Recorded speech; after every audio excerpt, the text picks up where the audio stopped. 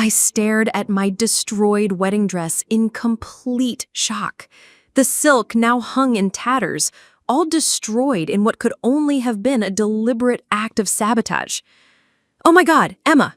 My maid of honor, Sarah, appeared in the doorway behind me, her face draining of color as she took in the devastation. "What happened? When did this—" "Last night." My voice came out flat, emotionless. The shock hadn't worn off yet, hadn't transformed into the rage that I could feel building like a storm system in my chest. "I hung it here last night perfectly. Now look at it." Sarah moved closer, her fingers hovering over the damage as if touching it might somehow make it real. The morning air carried the scent of my mother's gardenias from the garden below, sweet and cloying, a mockery of the perfection this day was supposed to hold. In 6 hours, Michael would be waiting at the altar.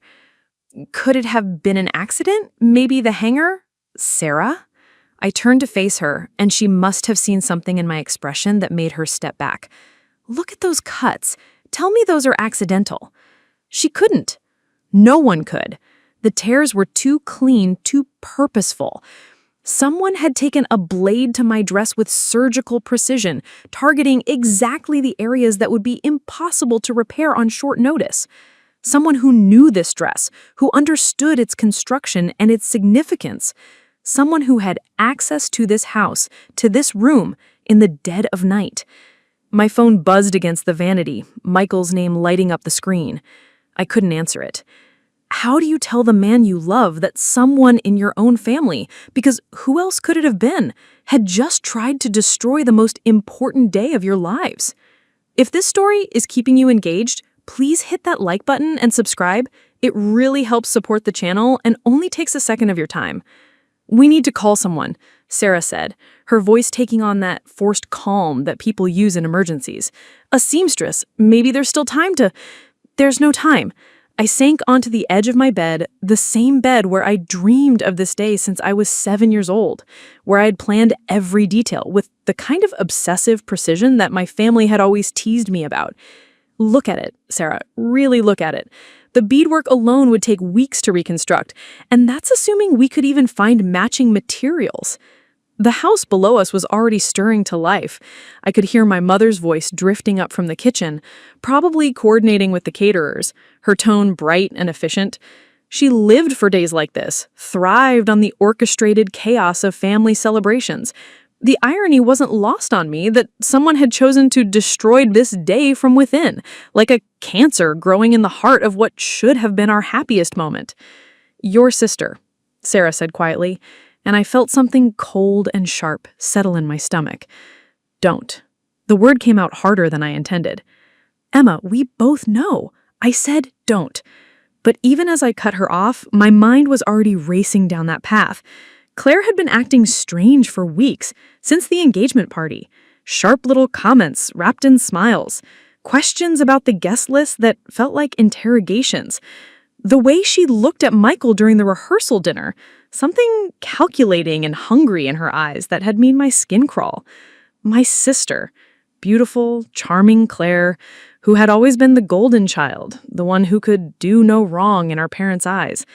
Claire, who had married her college sweetheart in a lavish ceremony 3 years ago and had seemed to have everything she had ever wanted. Claire, who was the last person in this room before I went to bed. The memory hit me like a physical blow. She had come in around 11, ostensibly to wish me luck, to have one of those sisterly, heart-to-heart moments that were supposed to be precious and meaningful. She'd hugged me, told me how beautiful I was going to look, had even helped me hang up the dress with what seemed like genuine reverence. "You're so lucky, Em," she said, her fingers trailing along the silk. "This dress, this day, everything. It's like a fairy tale." I'd been too caught up in my own happiness to notice the edge in her voice, the way her smile hadn't quite reached her eyes. Too trusting to imagine that my own sister could be capable of such calculated cruelty. "We should call the police," Sarah said. "And tell them what? That someone ruined a dress?" I laughed, but there was no humor in it. "They'll take a report, maybe dust for fingerprints on my bedroom door, and then what? My wedding is in 6 hours, Sarah. The police can't undo this." But even as I said it, I was thinking about something else. Something that had been nagging at me for months. A collection of small observations and overheard conversations that I'd dismissed at the time, but now seemed to form a pattern. Claire's marriage might look perfect from the outside, but I'd caught glimpses of something darker underneath. The way her husband David's jaw clenched when she spoke. The bruise on her wrist that she'd claimed came from a tennis injury, even though Claire hadn't played tennis since high school. The phone call I'd accidentally overheard 3 weeks ago. Claire's voice low and desperate. "Please, just give me more time. I can get the money." My phone buzzed again. This time, it was my mother. "Darling, breakfast is ready. Big day ahead." The cheerful normalcy of the message felt surreal against the backdrop of my destroyed dress. In a few minutes, she'd come looking for me. She'd see the damage, and the carefully orchestrated perfection of the day would crumble into chaos and recriminations. The blame would fly, accusations would be made, and any chance of salvaging the situation would disappear into family drama. Unless I controlled the narrative. "Sarah," I said slowly, an idea beginning to form. "What if this wasn't about the dress?" "What do you mean?" I stood up, moving to my closet where I kept the box of keepsakes from college. Letters, photos, ticket stubs, the detritus of a life lived. But buried at the bottom was something I'd forgotten about until this moment. Something that suddenly seemed very relevant indeed. My fingers found the envelope, still sealed, that had been delivered to my apartment 6 months ago. The return address was a law firm in downtown Chicago, the kind that specialized in very expensive, very discreet services. I'd assumed it was junk mail, had thrown it in the box without opening it. But now, remembering Claire's increasingly erratic behavior, her cryptic comments about money and marriage, I wondered if I had been looking at this all wrong. "Emma, what are you doing?" I tore open the envelope, my hands steadying as I read. The language was legal and dense, but the meaning was clear enough. David Harrison, my brother-in-law, was being investigated for embezzlement. The firm was reaching out to family members, looking for character witnesses, or anyone who might have observed unusual behavior or financial irregularities. The pieces clicked into place with sickening clarity. Claire's desperation, her sudden interest in my wedding plans, my guest list, my future with Michael, who worked in finance and had connections throughout the city, her questions about Michael's salary, his family's money, delivered with the kind of casualness that now seemed anything but casual. She hadn't destroyed my dress out of jealousy or sisterly rivalry. She destroyed it because she needed something from me. Some kind of leverage or desperation that would make me vulnerable to whatever scheme she'd concocted. Maybe she'd planned to swoop in as the savior, offering a solution that would come with strings attached. Maybe she'd thought that in my moment of crisis, I'd be willing to ask Michael for a loan or to postpone the honeymoon so we could help with David's legal troubles. But she'd underestimated me. She'd forgotten that while she might be the charming one, the beautiful one, I was the one who noticed details. I was the one who remembered conversations and filed away inconsistencies for later examination. "Sarah," I said, my voice gaining strength with each word, "I need you to do something for me. I need you to go downstairs and tell everyone that I'm having a moment, that I need a few minutes alone before the big day. Buy me some time." "Emma, what's going on? What did you find?" I folded the letter carefully, slipping it into my robe pocket. "I found the real reason my dress was destroyed, and I'm going to make sure everyone else finds out too." The morning sun was climbing higher, painting everything in sharper relief. Soon, this room would be filled with bridesmaids and makeup artists, photographers capturing every moment for posterity. But first, I had a sister to confront and a wedding to save. Because Claire had made one crucial mistake. She'd assumed that destroying my dress would break me, would send me into a spiral of tears and helplessness that she could manipulate to her advantage. Instead, she'd just shown me exactly how far she was willing to go to protect her secrets. And now, I was going to show her how far I was willing to go to protect mine. If you're invested in finding out what happens next, don't forget to like this video and subscribe for more dramatic stories like this one. The hardwood floors of our family home creaked beneath my bare feet as I made my way down the hall, each step measured and deliberate. 26 years in this house had taught me exactly which boards would betray my presence, which corners held the deepest shadows. As a child, I'd used this knowledge to sneak downstairs for midnight snacks or to eavesdrop on my parents' conversations. Now, I was using it to hunt. Claire's childhood bedroom door stood slightly ajar, and through the gap I could hear the soft rustle of fabric, the gentle clink of jewelry against wood. She was getting ready for my wedding with the same meticulous care she brought to everything else in her life. The perfect performance of the perfect sister. The irony was so bitter I could taste it. I pressed my shoulder against the doorframe, steadying myself for what was about to come. In my pocket, the lawyer's letter felt like it was burning through the silk of my robe, but I forced myself to wait, to observe. Claire stood before her vanity in a pale blue dress that complemented her coloring perfectly, applying mascara with surgical precision. She looked beautiful, of course. She always looked beautiful. Even her wedding morning disasters would somehow become charming anecdotes. Claire. I stepped into the room without knocking.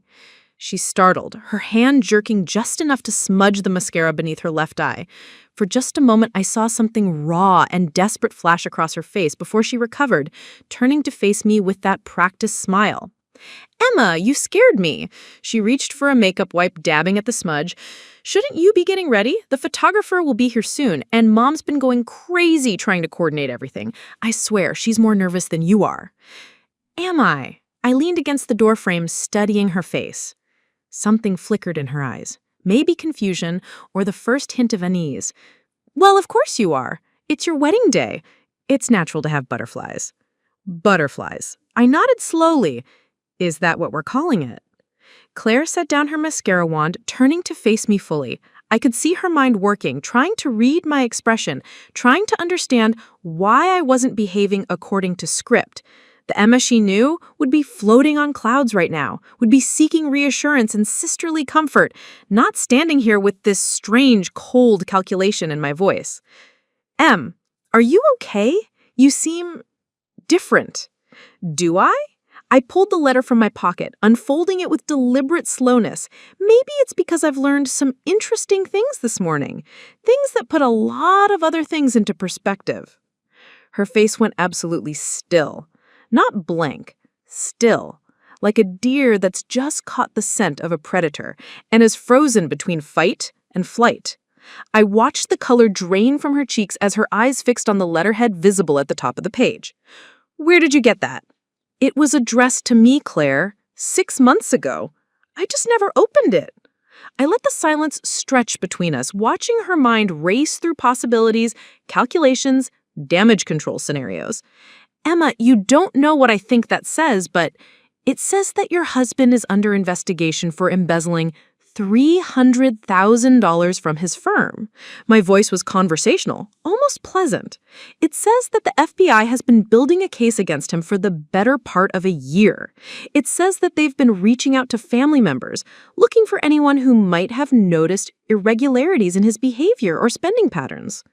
Claire's hand went to her throat, an unconscious gesture of self-protection. I'd seen her make that same movement as a child whenever she was caught in a lie, and the familiar gesture sent a wave of grief through my chest. This was my sister, my big sister who had taught me how to braid my hair and held me when I cried over my first broken heart, the person I had trusted more than anyone in the world. "Emma, please, you have to understand." "Oh, I understand perfectly." I took a step closer, and she backed up against the vanity, her hands gripping the edge. "Let me guess how this was supposed to work. You destroy my dress, send me into a panic, and then what? Swoop in to save the day? Maybe suggest that Michael could help with a loan to tide you over while David's legal troubles get sorted out. Or maybe you thought that in my desperation, I'd be willing to postpone the honeymoon, use that money to help pay for lawyers." The accuracy of my guess was written all over her face. She opened her mouth, closed it, opened it again like a fish gasping for air. "You don't understand what it's been like," she whispered, "living with this secret while David pretends everything will be fine." Despite everything, despite the destroyed dress and the calculated betrayal, I felt a stab of sympathy for her. Claire had always been the type to believe in fairy tales, to trust that everything would work out simply because she wanted it to. The realization that her husband was not just flawed, but criminal, that her perfect life was built on a foundation of lies, must have been devastating. But that didn't excuse what she'd done to me. "So you decided to make it my problem?" "No!" The word exploded out of her, too loud, too desperate. She looked toward the door, then back at me, lowering her voice. "It wasn't like that. I thought maybe if you knew, if Michael knew, you might be willing to help. Your family." Family. I felt something cold and sharp settle in my chest. Family doesn't sabotage each other's wedding dresses, Claire. Family doesn't sneak into their sister's room in the middle of the night and destroy something irreplaceable out of spite and desperation. Tears were starting to track down her cheeks now, cutting through her carefully applied foundation. "I didn't want to do it. I stood there for an hour just looking at that dress, thinking about how beautiful you were going to look in it. But then I thought about losing everything, about David going to prison, about having to face everyone at the country club, at church, at every family gathering for the rest of my life as the woman who was married to a criminal.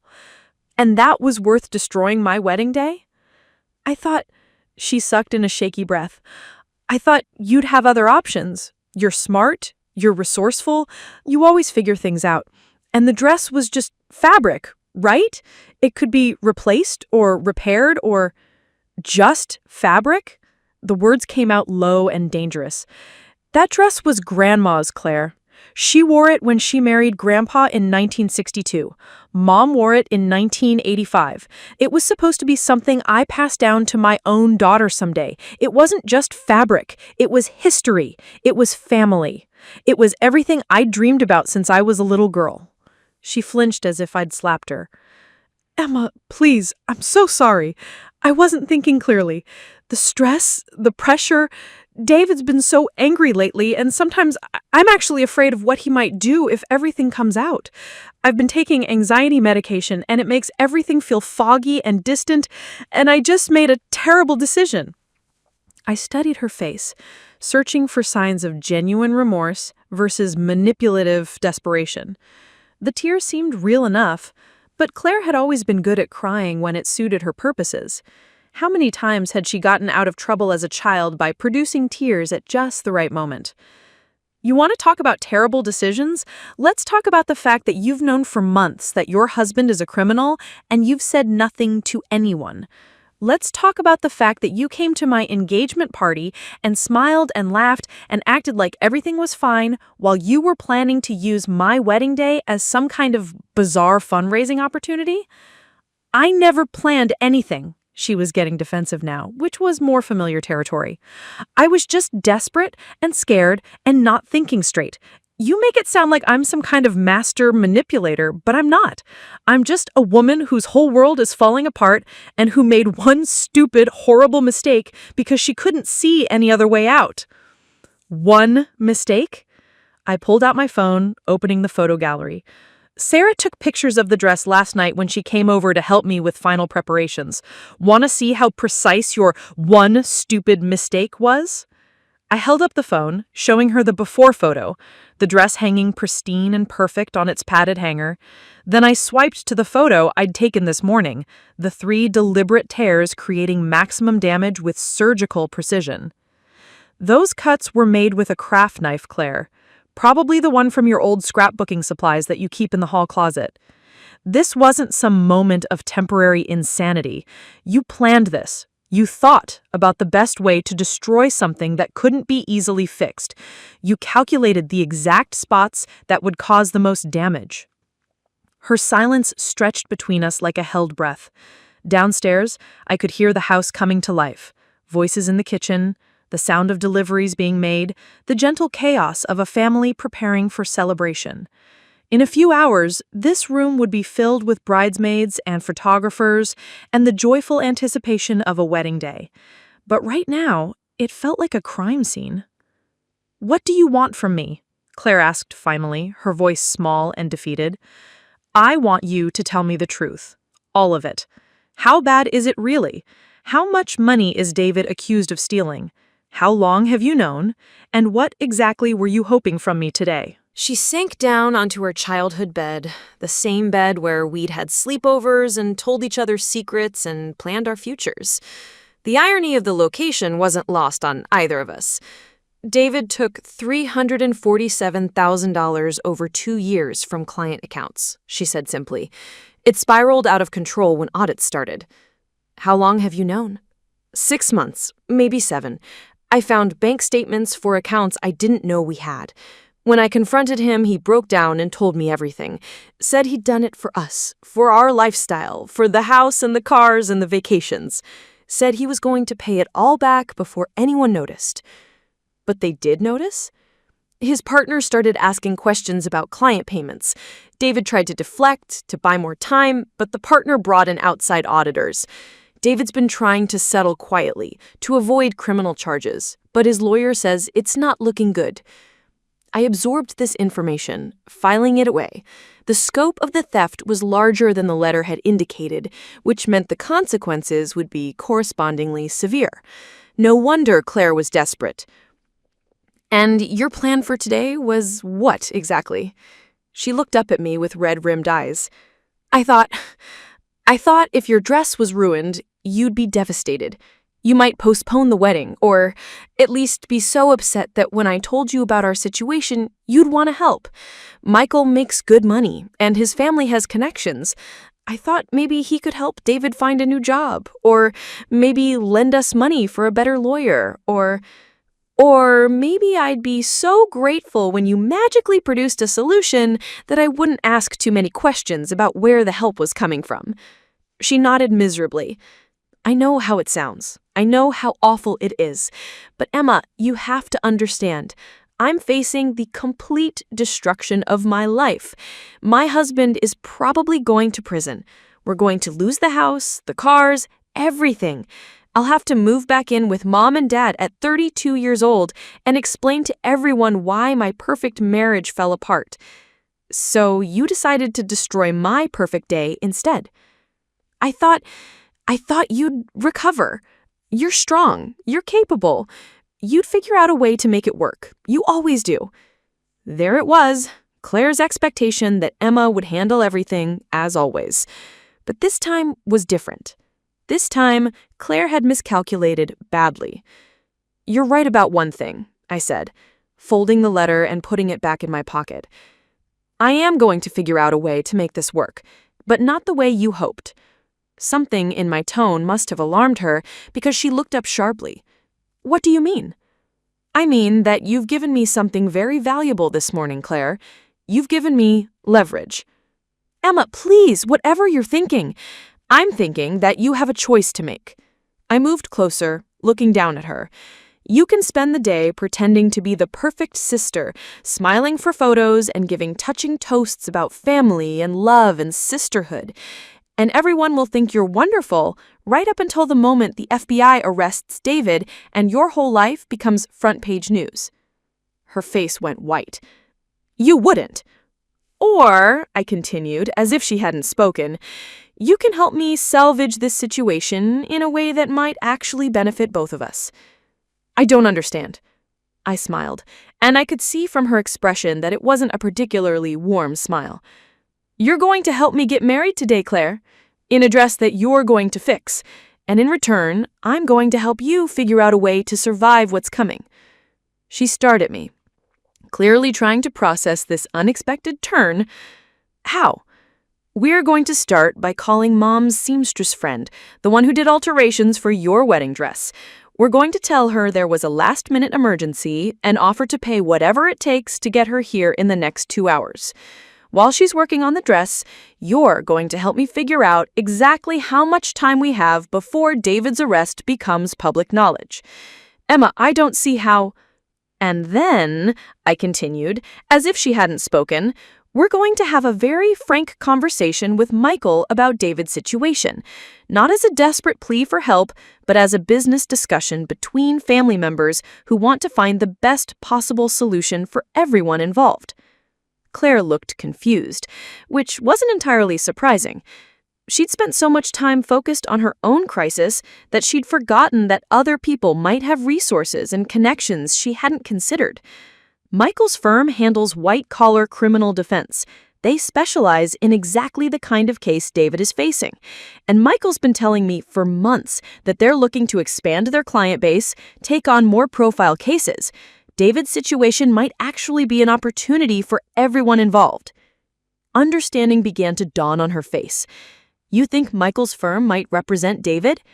I think Michael's firm might be able to negotiate a better deal than whatever lawyer David has now.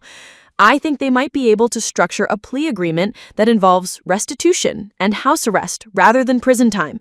And I think that if David cooperates fully with the investigation, he might be able to avoid some of the more serious charges. Claire's breathing was getting faster, more hopeful. And you think Michael would do this? For David? I think Michael would do this for me, for us, for family. I paused, letting that sink in. But only if we handle this correctly. Only if we approach it as adults, having an honest conversation about a difficult situation, not as a desperate sister who destroyed a wedding dress trying to manipulate her way out of trouble. She nodded eagerly, grasping at this lifeline I was offering. Yes, of course. Whatever you need me to do. What I need you to do is help me save my wedding day. And then we're going to save your marriage, if it can be saved. And we're going to do it together, as sisters should. The tears were flowing freely now, but they seemed different.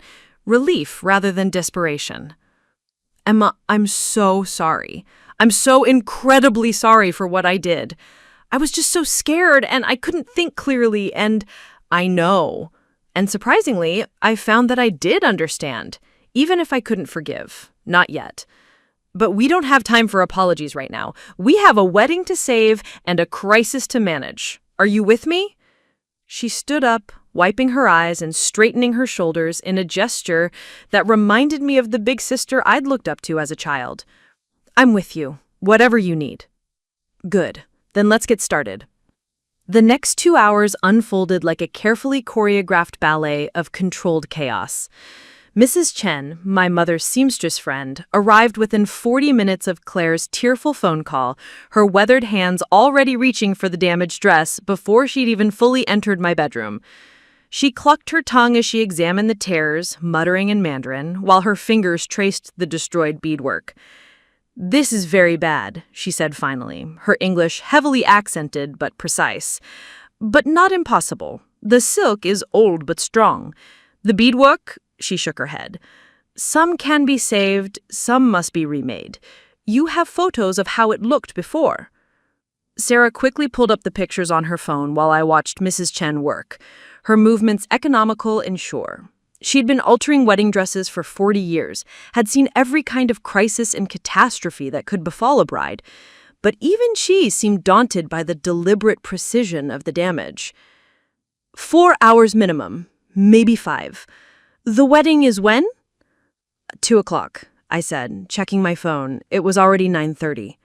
Mrs. Chen nodded grimly. I work fast. But you must decide now. Do you want it exactly as before, or do you trust me to make something beautiful from what remains? I looked at Claire, who was hovering near the window, still in her bridesmaid's dress, but with her makeup smeared and her hands shaking slightly. She met my eyes and nodded almost imperceptibly. Make it beautiful, I told Mrs. Chen, but keep the essence of what it was. As the seamstress settled into her work, spreading her tools across my childhood desk, I pulled Claire into the hallway.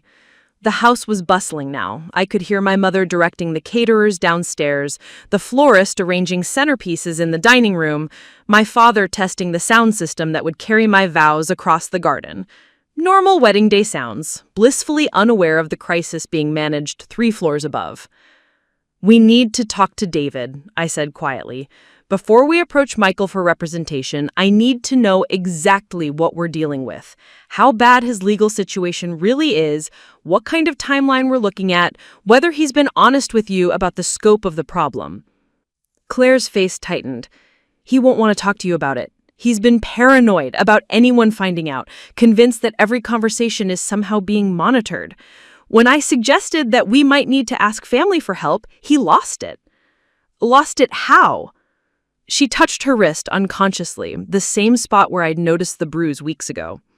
He threw a glass at the wall, started screaming about how I didn't understand the pressure I was under, how I was making everything worse by panicking. And he's been drinking more, staying out later. Sometimes he doesn't come home at all. A cold knot of anger formed in my stomach.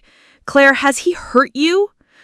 Not exactly. He's never actually hit me, but sometimes when he's really angry, he'll grab my arms or push me against a wall.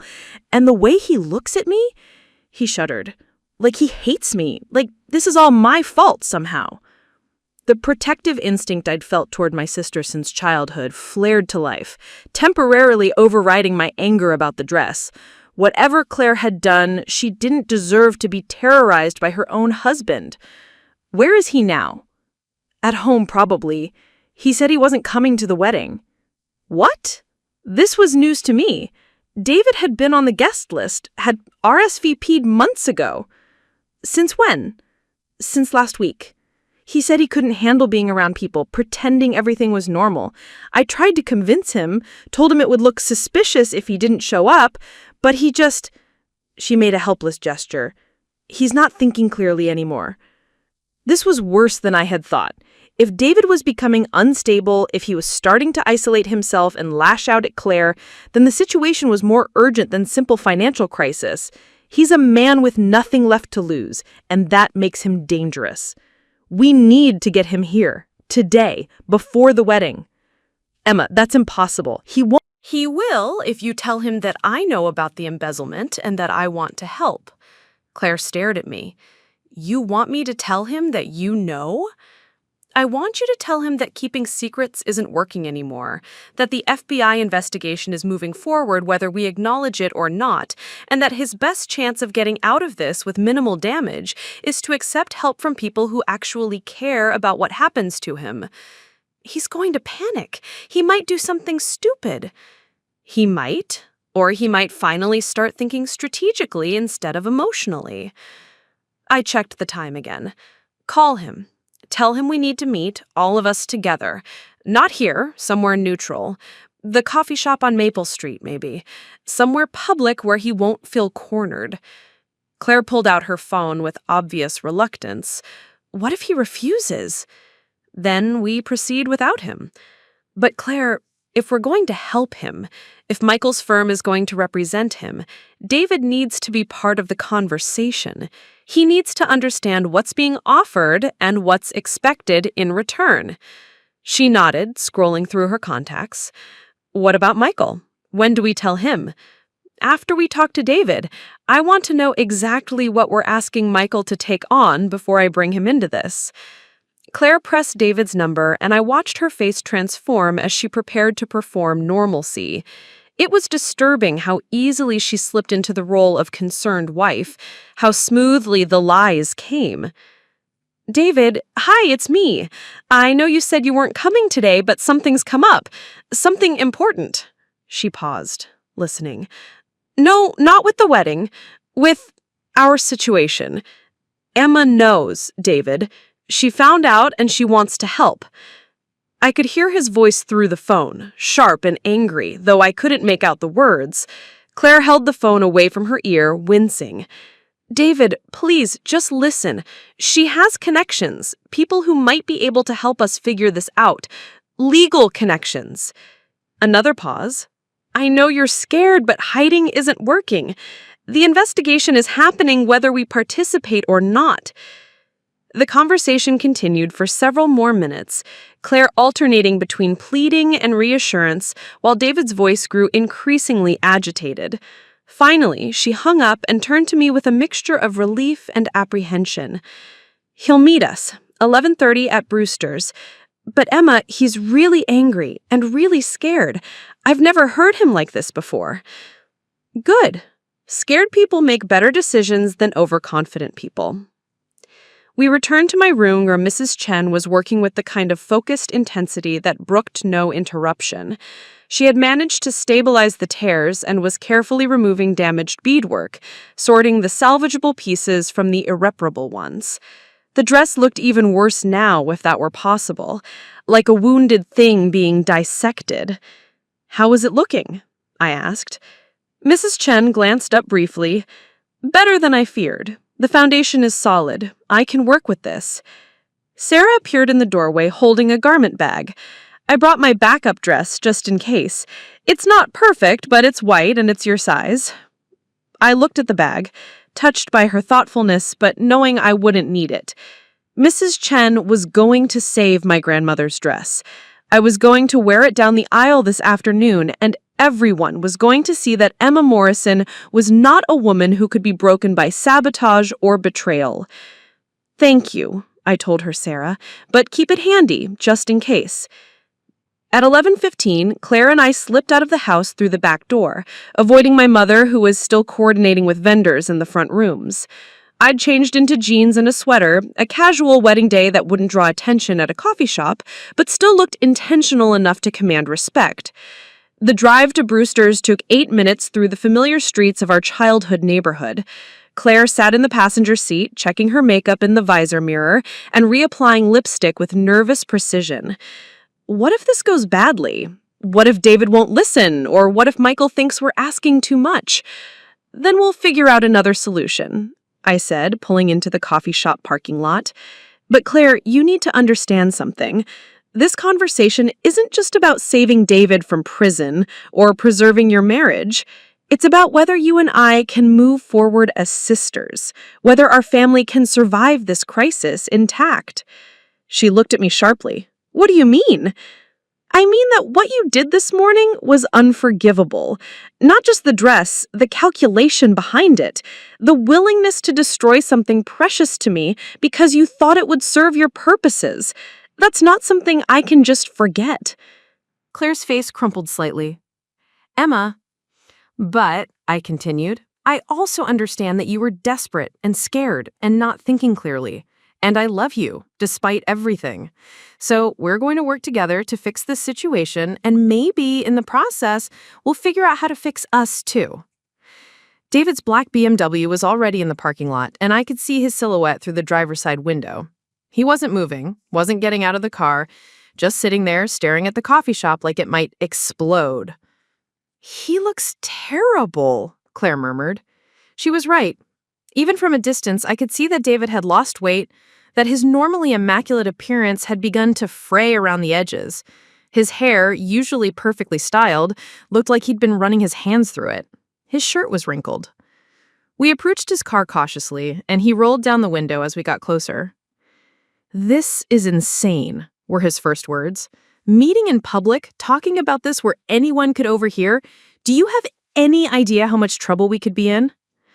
"We're already in trouble, David," I said calmly. "The question is whether we're going to manage it intelligently or let it manage us."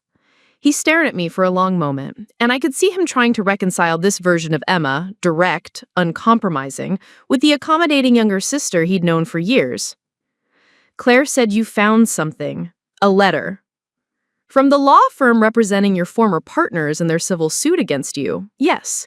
They wanted to know if I'd observed any unusual spending patterns or behavioral changes that might support their case." David's face went gray. "What did you tell them?"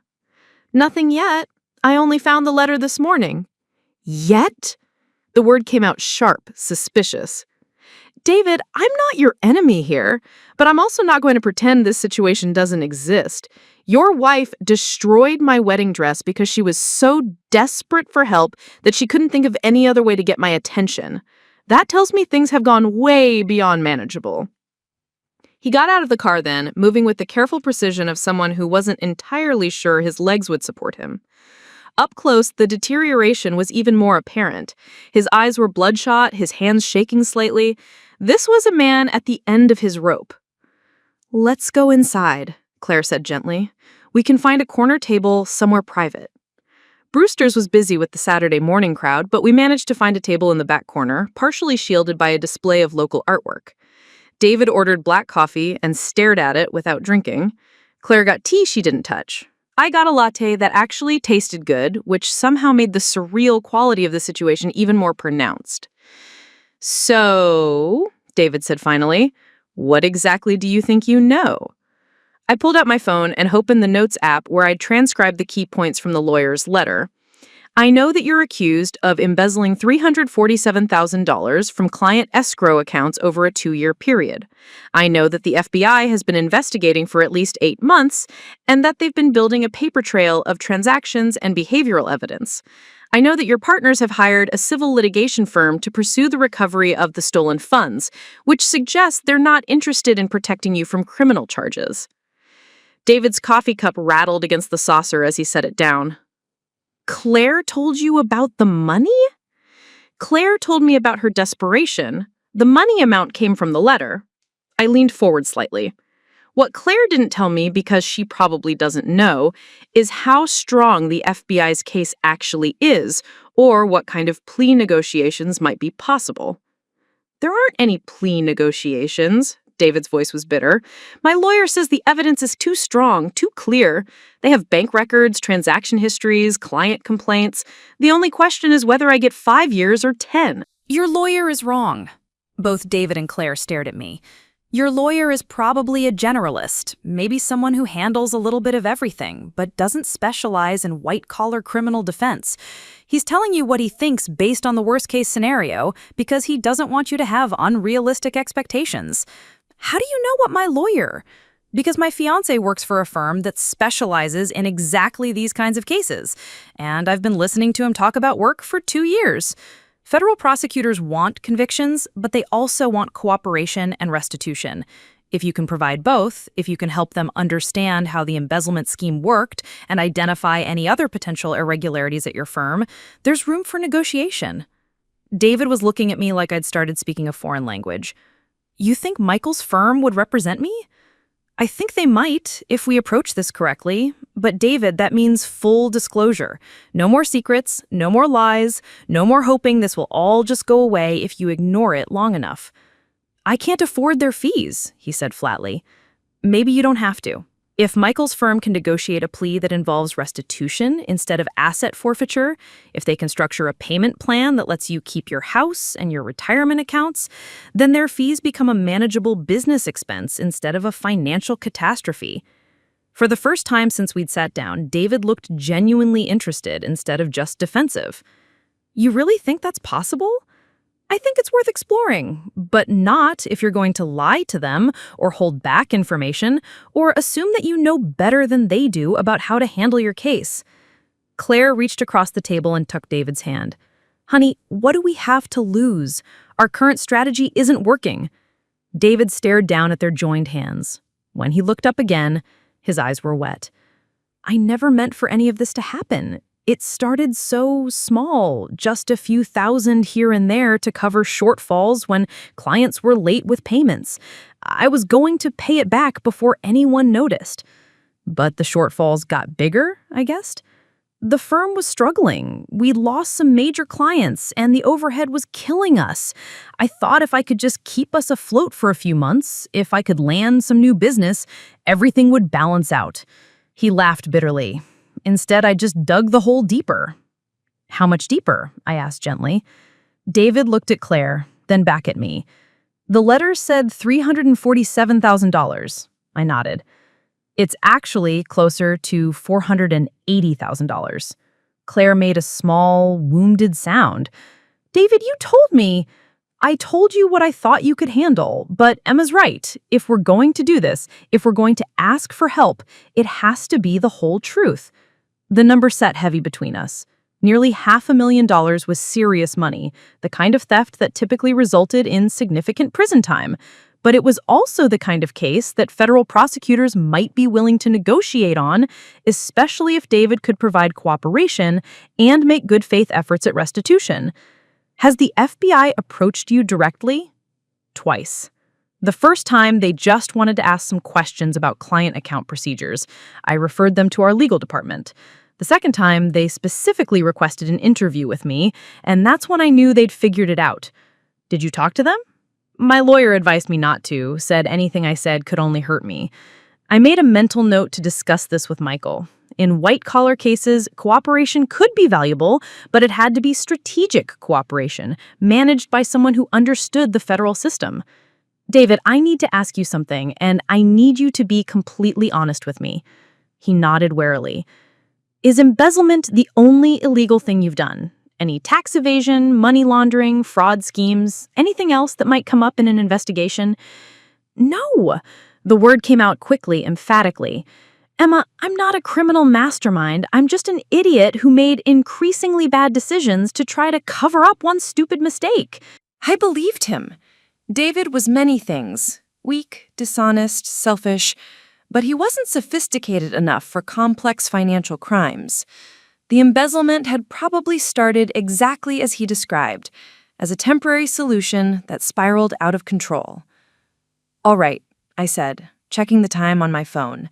It was already 12:15, and I needed to get back to the house to check on Mrs. Chen's progress. "Here's what we're going to do. I'm going to talk to Michael this afternoon, after the wedding. I'll explain the situation and ask if his firm would be willing to take your case." "After the wedding?" Claire looked stricken. "Emma, we can't wait. What if—" "Claire," my voice was firm enough to stop her mid-sentence, "I am getting married today. In less than 2 hours, I am walking down that aisle in grandma's dress, and I am marrying the man I love, and nothing is going to interfere with that. David's situation has been developing for months. It can wait 6 more hours." David actually smiled slightly at that. "Fair enough. It's your wedding day."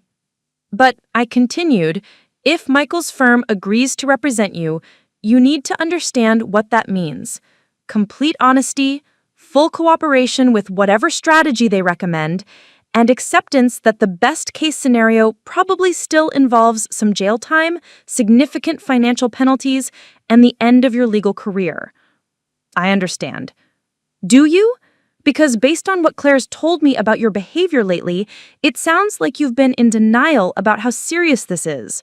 Drinking, staying out all night, taking your frustration out on your wife. That's not the behavior of someone who's prepared to face reality." David's face flushed, but he didn't deny the accusations. "I've been scared and angry and feeling completely powerless. Do you have any idea what it's like to know that your whole life is about to implode and there's nothing you can do to stop it?" "Actually, I do." I gestured toward Claire. "I woke up this morning to find my wedding dress destroyed by someone I trusted completely. Someone who was supposed to protect me, not sabotage me. So yes, David, I have some idea what it feels like to discover that people you love are capable of betraying you." The comparison hung in the air between us, sharp and uncomfortable. Claire looked down at her untouched tea, and David had the grace to look ashamed. "I never wanted Claire to get involved," he said quietly.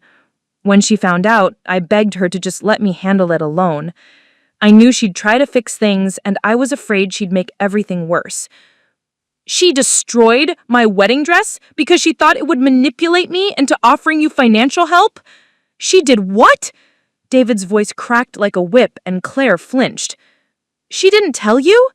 I looked between them, reading the guilt on Claire's face and the genuine shock on David's. "Your wife snuck into my bedroom last night and used a craft knife to systematically destroy my grandmother's wedding gown, thinking it would send me into such a panic that I'd be willing to ask Michael for money or connections to help with your legal troubles." "You did what?" "David, I was desperate." "You destroyed Emma's dress?" His voice was getting louder, drawing attention from nearby tables. "Her grandmother's dress on her wedding day? I thought—" "You thought what? That destroying something irreplaceable would somehow help our situation?" David pushed back from the table, running both hands through his hair. "Jesus Christ, Claire. I knew you were panicking, but I never imagined you'd do something so calculated," I supplied. "So cruel?" David looked at me with something that might have been the beginning of genuine remorse. "Emma, I had no idea. If I'd known she was planning something like that, you'd have what? Stopped her? Or just made sure I never found out it was her?" "I'd have stopped her." The conviction in his voice surprised me. "What she did was unforgivable, completely unforgivable." Claire started crying again, but this time David didn't reach for her hand or offer comfort. He just stared at her like he was seeing a stranger. "We'll pay for the repairs," he said to me. "Whatever it costs to fix the dress or to buy a new one if it can't be fixed." With what money? The question came out harsher than I'd intended. "David, you're about to be indicted for embezzlement. You don't have money to pay for anything." "Then I'll figure something out. I'll sell the car or—" "The dress is being repaired," I interrupted. "Mrs. Chen is working on it right now, and it's going to be beautiful. But David, that's not the point." "Then what is the point?" I looked at both of them, Claire with her tear-streaked face and designer clothes, David with his expensive haircut and his guilty conscience. They looked like children who'd been caught playing with matches and couldn't understand why the adults were so upset about a little fire. The point is that you're both so focused on your own crisis that you've lost sight of basic human decency. Claire was willing to destroy something precious to me because she thought it would serve her purposes. You've been taking your fear and anger out on your wife instead of facing the consequences of your own actions. And neither of you seems to understand that other people, people who love you and want to help you, have lives and priorities and feelings that matter just as much as yours do. The silence that followed was thick and uncomfortable. Around us, the normal sounds of the coffee shop continued. Conversations, laughter, the hiss of the espresso machine. But our little corner felt isolated from all of that normalcy. "You're right," David said, finally. "Emma, you're absolutely right, and I'm sorry. Not just about the dress, but about all of it. About putting Claire in a position where she felt desperate enough to do something like that. About being so wrapped up in my own problems that I forgot you have a wedding today, that you have your own life happening." "I'm sorry, too," Claire whispered. "I know sorry doesn't fix anything, but Emma, I am so incredibly sorry." I looked at them both. Really looked at them. Not just at the crisis they represented, but at the people they were underneath all the fear and desperation. David, who had always been kind to me, who had welcomed me into his family and remembered my birthday and asked about my work with genuine interest. Claire, who had taught me to drive and had held me when our grandfather died and had been my best friend before she was anything else. They were flawed, selfish, capable of breathtaking betrayal, but they were also family. "Here's what's going to happen," I said, making a decision that I hoped I wouldn't regret. "You're both coming to my wedding this afternoon. You're going to smile and congratulate me and act like everything is normal, because today is about Michael and me, not about your legal troubles. And tonight, after Michael and I get back from our honeymoon suite, we're going to have a very serious conversation about how to move forward." "Emma," Claire began. "I'm not finished." My voice was firm enough to stop her. "David, you're going to call your current lawyer on Monday morning and fire him. If Michael's firm agrees to represent you, you're going to do exactly what they tell you to do, when they tell you to do it, without question or argument. And you're going to get help for whatever issues are making you lash out at Claire, because regardless of what happens with the legal case, your marriage isn't going to survive if you keep treating her like the enemy." David nodded. "I understand." "And Claire," I turned to my sister, seeing not the polished woman in the designer dress, but the scared little girl underneath. "You're going to figure out who you are when you're not performing perfection for everyone else. You're going to get therapy, real therapy, not just someone to prescribe anxiety medication. And you're going to learn how to handle crisis without sacrificing other people to save yourself." "I will. Whatever you think I should do." "I don't want you to do what I think you should do. I want you to do what's right because you know it's right, not because someone else is telling you to do it." I stood up from the table, checking the time again. It was 12:45, and I needed to get back to check on the dress to start the final preparations for becoming a married woman. "Are we done here?" David and Claire exchanged a look, some wordless communication passing between them. "Emma," David said, "why are you willing to help us after what Claire did?"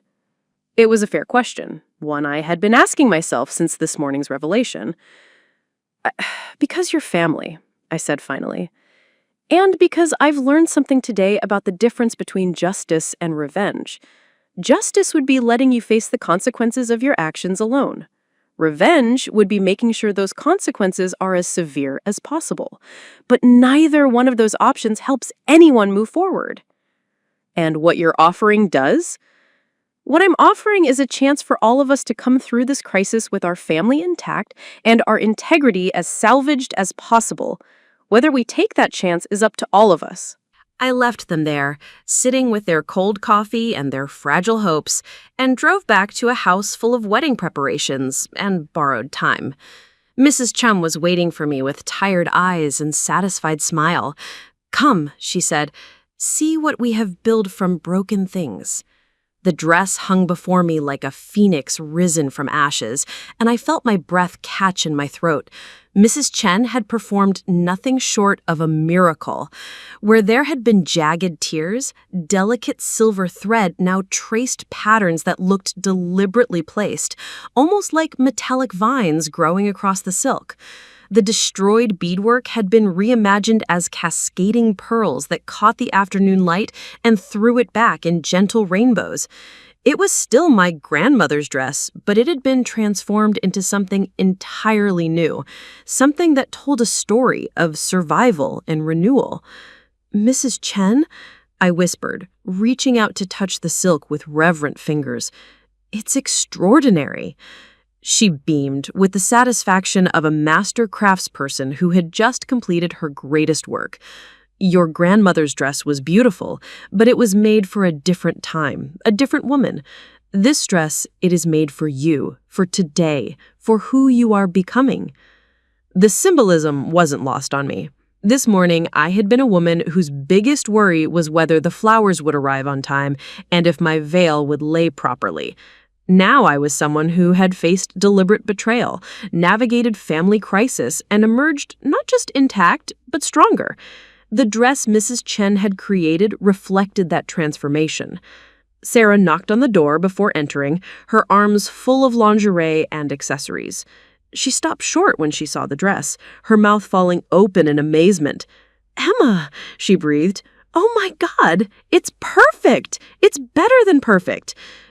"Different than perfect," I corrected, stepping into the gown with Mrs. Chen's help. The silk whispered against my skin, familiar, yet new. The fit was flawless. Mrs. Chen had somehow managed to maintain all the original measurements while completely restructuring the damaged areas. As she fastened the buttons up my spine, each one a tiny pearl that my great-grandmother had sewn by hand in 1962, I felt the weight of history settling around my shoulders. 3 generations of women had worn versions of this dress to marry the men they loved, but I was the first to wear it after it had been broken and remade. "There," Mrs. Chen said, stepping back to admire her handiwork. "Now you look like a bride." Sarah was taking pictures with her phone, tears streaming down her face. "Emma, you're going to make everyone cry when you walk down that aisle." I turned to face the full-length mirror, and for a moment, I didn't recognize the woman looking back at me. The dress was stunning, yes, but there was something else. Something in my posture, in the set of my shoulders, in the direct steadiness of my gaze. This morning's girl who had stood paralyzed by sabotage was gone. In her place stood a woman who had faced crisis and chosen grace over vengeance, family over fury. "Mrs. Chen," I said, turning to embrace the elderly seamstress, "I don't know how to thank you. You thank me by wearing this dress with joy, by remembering that broken things can become more beautiful than they were before if you have patience and love enough to remake them properly." A knock on the bedroom door interrupted the moment. "Emma," my mother's voice carried the particular note of controlled excitement that meant we were approaching the final countdown. "Darling, the photographer is here, and Michael's groomsmen just arrived. Are you ready for pictures?" "Almost," I called back, my voice steadier than I felt. Through the window, I could see guests beginning to arrive in the garden below. White chairs arranged in perfect rows, the altar decorated with the peonies I'd chosen months ago, the string quartet tuning their instruments under the old oak tree where Michael and I had had our first kiss 3 years ago. It looked like a fairy tale wedding, exactly as I'd planned it. But the woman who was about to walk down that aisle was fundamentally different from the one who had planned it. Sarah helped me with my veil, the same delicate lace my grandmother had worn, miraculously undamaged by the morning's crisis, while Mrs. Chen packed up her supplies with the efficient movements of someone who had performed this ritual hundreds of times. "I should go check on the rest of the bridal party," Sarah said, kissing my cheek carefully to avoid smudging my makeup. "Claire's been asking about you. How does she seem?" Nervous, guilty, but trying to hold it together. Sarah hesitated. "Emma, are you sure about this? About letting her stand up there with you after what she did?"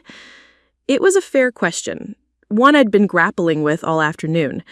By rights, Claire should be banished from the wedding party, maybe the wedding entirely. What she had done was unforgivable by any objective measure. But forgiveness, I was learning, wasn't always about what the other person deserved. "She's my sister," I said simply, "and today I'd choose to remember what that means." Sarah nodded, though I could see she had reservations. "I'll go check on everyone. You take a few minutes to yourself, okay?" When the room was empty, except for me and the afternoon sunlight streaming through the windows, I sat carefully on the edge of my childhood bed and allowed myself to really process what had happened. 12 hours ago, I had been a bride, preparing for the happiest day of her life. Now, I was still a bride, still preparing for that same day. But I was also a woman who had discovered the full extent of her own strength. My phone buzzed with a text from Michael. "Can't wait to see you, Mrs. Morrison-to-be. T-minus 90 minutes until the rest of our lives begin." The simple sweetness of the message brought tears to my eyes. Through all the morning's chaos and revelation, Michael had remained constant. My anchor, my future, the reason this day mattered so much. He had no idea what crisis had been unfolding while he got ready with his groomsmen, no clue that his new sister-in-law was a saboteur or that his new brother-in-law was a federal criminal. But he would know soon enough. Tonight, after we danced our first dance and cut our cake and sent our guests home with full hearts and slightly drunk smiles, I would tell him everything. About the dress, about David's embezzlement, about the choice I'd made to help them rather than destroy them. And then we would decide together how to handle the crisis that was about to become part of our extended family. For now, though, it was enough that he was waiting for me at the end of the aisle, probably adjusting his tie and grinning that lopsided smile that had made me fall in love with him in the first place. Another knock, this one softer. "Emma?" Claire's voice, tentative and uncertain. "Come in." She entered slowly, as if she wasn't sure she was welcome. She looked beautiful in her bridesmaid dress, a soft lavender that complemented her coloring perfectly, but I could see the strain in her face, the way her smile didn't quite reach her eyes. "You look—" She stopped, her hand going to her throat in that familiar gesture of overwhelm. "Emma, you look absolutely radiant. The dress, it's incredible. I can't believe Mrs. Chen managed to save it." "She didn't save it," I said quietly. "She transformed it into something new." Claire's eyes filled with tears. "I'm so sorry. I know I keep saying that, but Emma, I am so incredibly sorry for what I did. Looking at you now, seeing how beautiful you are, realizing what I almost destroyed—" She broke off, pressing her hand to her mouth. "Claire." I stood up, moving toward her carefully to avoid stepping on my train. "What you did was unforgivable. But I'm choosing to forgive you anyway." "Why?" The word came out as barely a whisker. "Because holding on to anger would poison this day, and I refuse to let that happen. Because you're my sister, and despite everything, I love you. And because I think we both learned something important today about the difference between the people we've been and the people we want to become." She nodded, tears streaming down her face. "I want to be better, Emma. I want to be the sister you deserve, not the selfish, desperate woman who could destroy something precious because she was scared. Then be better. I reached out and straightened her necklace, the same sisterly gesture I'd made 1,000 times throughout our lives. Starting right now, today, be the person you want to be. How do I do that? You stand beside me at this altar. You smile when I promise to love Michael for the rest of my life. You give the toast you prepared months ago about family and love and sisterhood, and you mean every word of it. And then tomorrow, you start the hard work of rebuilding your life in a way that doesn't require sacrificing other people. Claire wiped her eyes carefully, trying not to smudge her makeup. And David, you're really going to help him? I'm going to help both of you if you'll let me. But Claire, you need to understand, helping doesn't mean enabling. It doesn't mean protecting you from the consequences of your choices or pretending that what happened today was acceptable. It means giving you the tools and support you need to face those consequences with dignity. I understand. A commotion in the hallway interrupted us. The sound of multiple footsteps, laughter, the rustle of formal wear. The rest of the bridal party was assembling, which meant it was almost time. "Are you ready?" Claire asked. I looked around my childhood bedroom one last time. The desk where I'd done homework, the bookshelf full of novels that had shaped my dreams, the window seat where I'd planned this wedding day in minute detail. In a few hours, I would be Mrs. Michael Harrison, and this room would become just a memory of who I used to be. "I'm ready," I said. The next 30 minutes passed in the traditional blur of wedding preparation. Final touch-ups to makeup and hair, last-minute adjustments to dresses and accessories, the photographer capturing every moment with professional enthusiasm. My mother fluttered around the bridal suite, alternating between tears of joy and sharp directions to various family members about timing and logistics. "Has anyone seen your father?" she asked, checking her watch for the 1,000th time. "He was supposed to be up here 10 minutes ago for pictures." I'm here, came his voice from the hallway. Dad appeared in the doorway, resplendent in his rented tuxedo, looking simultaneously proud and terrified. "Sorry, darling, I was just having a quick word with Michael about the ring situation." "What ring situation?" My voice came out sharper than intended. "No situation," Dad said quickly. "Just double-checking that he has both rings and hasn't lost them in a pocket somewhere. You know how these things go." I did know how these things went. I'd been to enough weddings to understand that the hours before the ceremony were typically filled with minor crises and last-minute panics over forgotten details. What I wasn't used to was having those normal wedding stresses layered on top of family sabotage and criminal revelations. But looking around the room at the women who mattered most to me, my mother with her happy tears, Sarah with her loyal friendship, even Claire with her complicated guilt, I realized that this was still exactly the wedding I wanted. The details might have gotten more complicated, but the fundamentals hadn't changed. I was still marrying Michael, our families were still celebrating with us, love was still winning. "All right, ladies," the photographer called out. "Time for the final group shot before we head downstairs. Bride in the center, everyone else arranged by height." As we posed for what felt like the 100th picture of the day, I caught sight of myself in the mirror across the room. The woman looking back at me was radiant, confident, complete. The morning's crisis had tested me in ways I'd never imagined, but I had emerged not just intact, but transformed.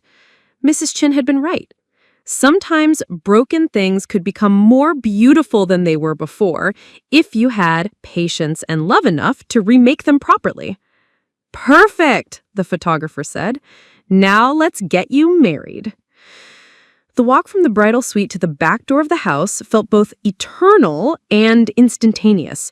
My train whispered against the hardwood floors, my veil floated behind me like a cloud, and my heart hammered against my ribs with a rhythm that had nothing to do with nerves and everything to do with anticipation. Through the French doors, I could see the ceremony space in all its carefully planned glory. White chairs filled with friends and family, rose petals scattered along the aisle, the string quartet playing Pachelbel's canon with the kind of precision that comes from years of wedding performances.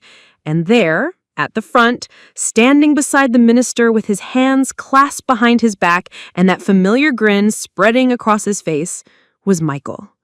He looked perfect in his charcoal gray tuxedo, his dark hair slightly muscled by the afternoon breeze, his eyes bright with unshed tears as he caught sight of me through the glass. This was the moment we'd been planning for months, dreaming about for years, the moment when we promised each other forever and meant it with every cell in our bodies. "Ready, sweetheart?" Dad asked, offering me his arm. I looked back one last time at the house where I'd grown up, where I'd learned what family meant, where I'd discovered this morning just how complicated that meaning could become. Then I looked forward to the garden where Michael waited, where our future was about to begin, where love was about to triumph over every obstacle we'd faced or would face. "I'm ready," I said, and meant it completely. The doors opened and the music swelled, and 200 people rose to their feet as I began the walk that would transform me from Emma Morrison to Emma Harrison. But more than that, it was the walk that completed my transformation from a woman who could be broken by betrayal into a woman who could turn crisis into opportunity, sabotage into strength, family trauma into deeper love. Michael's face when he saw me was worth every moment of the morning struggle. His expression moved through surprise, awe, and then settled into pure joy as he took in the transformed dress, the confident set of my shoulders, the radiance that had nothing to do with professional makeup and everything to do with having survived the test that had been thrown at me.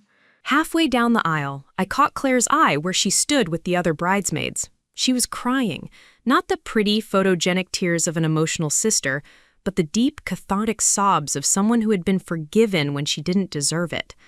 I smiled at her, a smile that said we would figure this out together, that family meant forgiving the unforgivable and rebuilding from the pieces that remained. David stood in the third row, looking more composed than he had at the coffee shop, but still carrying the weight of everything he was facing. When our eyes met, he nodded slightly, acknowledgement, gratitude, and perhaps the beginning of the accountability he would need to embrace in the months ahead. But then I was at the altar, and Dad was placing my hand in Michael's, and the minister was beginning the ceremony that would bind us together for life. Michael squeezed my fingers gently, his eyes never leaving my face. "You look incredible," he whispered, too quietly for anyone else to hear. "That dress is amazing, but there's something else. You look like you could conquer the world." "Maybe I could," I whispered back, and felt the absolute truth of it settle into my bones. The ceremony proceeded with the timeless beauty that made weddings magical. We recited vows we'd written ourselves, promising to love each other through whatever challenges life might bring, words that felt especially meaningful given the challenges this very day had already brought. We exchanged rings that symbolized our endless commitment to each other. We kissed as husband and wife while our friends and family cheered and the photographer captured every moment for posterity. But underneath all the traditional elements, this wedding had become something deeper than a celebration of love. It had become a testament to the power of choosing grace over revenge, family over fury, forgiveness over judgment. It had become proof that sometimes the most beautiful things emerge from the most broken beginnings. As Michael and I walked back down the aisle together, officially married and radiantly happy, I caught sight of Mrs. Chen in the back row. She had stayed for the ceremony, this woman who had worked a miracle with needle and thread and unlimited patience. She smiled at me and nodded approvingly, and I knew she understood what we had accomplished together, the transformation of something destroyed into something even more beautiful. The reception was a blur of congratulations, dancing, laughter, and joy, but then as the evening wound down and the last guest departed, and Michael and I finally found ourselves alone in the bridal suite of the hotel where we'd spend our wedding night, I knew the real work was just beginning. Tomorrow we would start our honeymoon in Ireland, 2 weeks of exploring castles and countryside and each other as husband and wife. But when we returned, we would also begin the complex process of helping David navigate his legal troubles and Claire rebuild her sense of self-worth. "So," Michael said, loosening his tie as he watched me carefully remove my grandmother's transformed wedding dress, "are you going to tell me what really happened today? Because that dress looks amazing, but it also looks like it's been completely reconstructed. I hung the dress carefully in the closet, running my fingers one last time over the silver threads that had turned destruction into beauty. Then I turned to face my new husband, this man who would share every challenge and triumph for the rest of our lives. "Michael," I said, settling beside him on the edge of the bed, "we need to talk." The hotel room was quiet except for the soft hum of the air conditioning and the distant sounds of the city settling into sleep. Michael had loosened his bow tie and rolled up his sleeves, but he still looked every inch the handsome groom. I, on the other hand, had traded my transformed wedding dress for a silk nightgown and was sitting cross-legged on the bed, trying to find the right words to explain how our perfect wedding day had been born from deliberate sabotage. "The dress was destroyed this morning," I began, watching his face carefully. 3 strategic cuts with a craft knife, placed precisely to cause maximum damage to the beadwork and structural integrity. Michael's expression shifted from confusion to alarm. "What? How? When did this happen?" "Around 2 in the morning while everyone was asleep.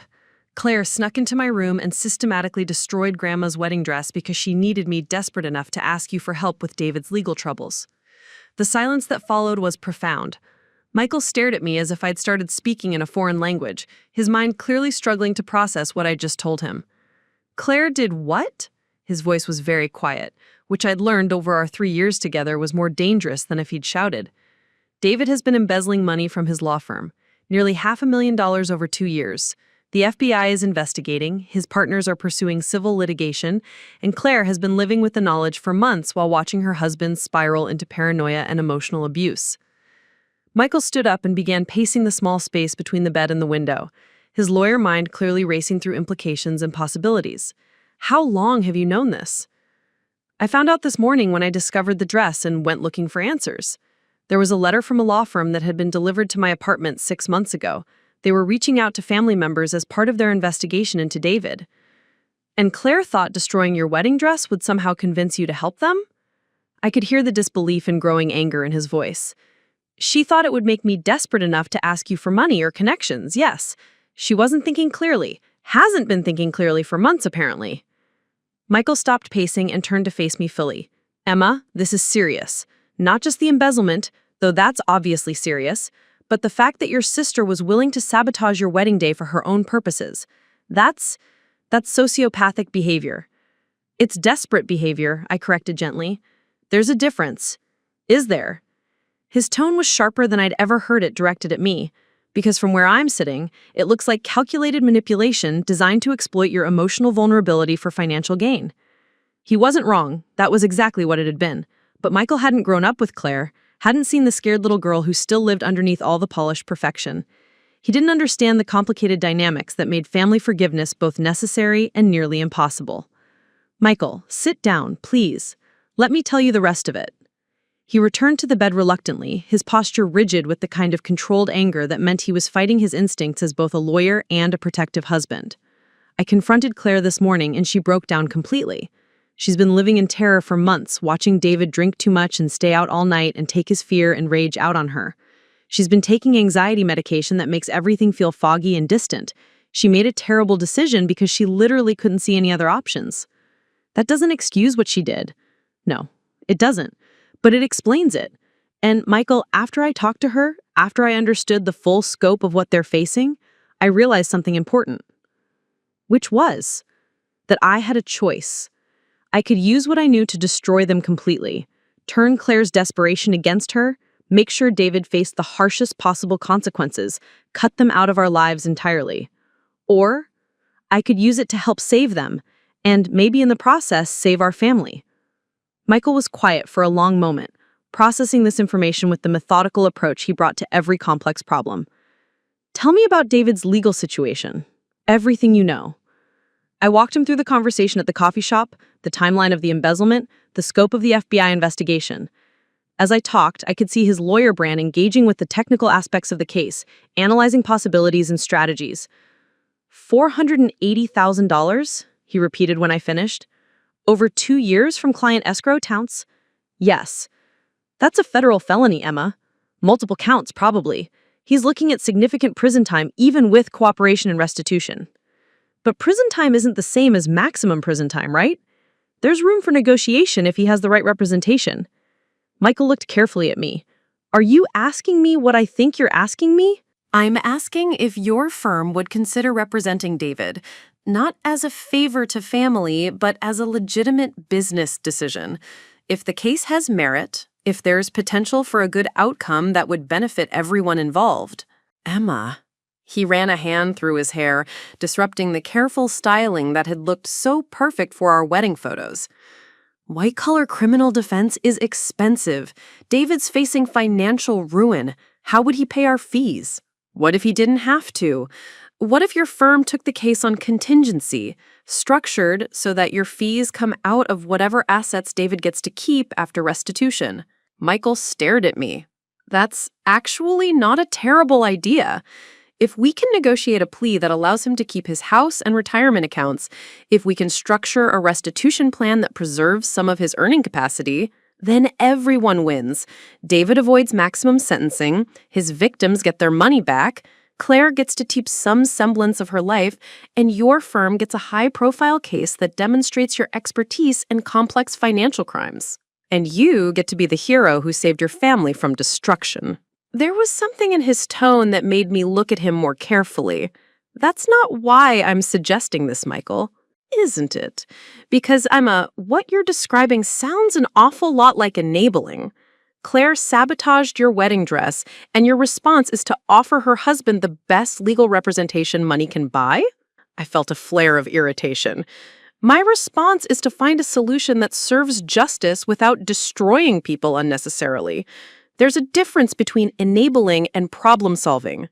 Is there? Because it seems to me like Claire learned today that there are no real consequences for her actions. She gets to stand at your wedding, give her maid of honor speech, and watch you arrange for her husband's salvation. What exactly has she learned from this experience? It was a fair question, one that struck at the heart of my own doubts about the choice I had made. But I thought about Claire's face in the coffee shop, the genuine remorse and terror I had seen there. I thought about the woman who had taught me to braid my hair and who had held me when I cried, who was still somewhere underneath all the desperation and poor choices. She's learned that family can survive betrayal if people are willing to do the hard work of rebuilding trust.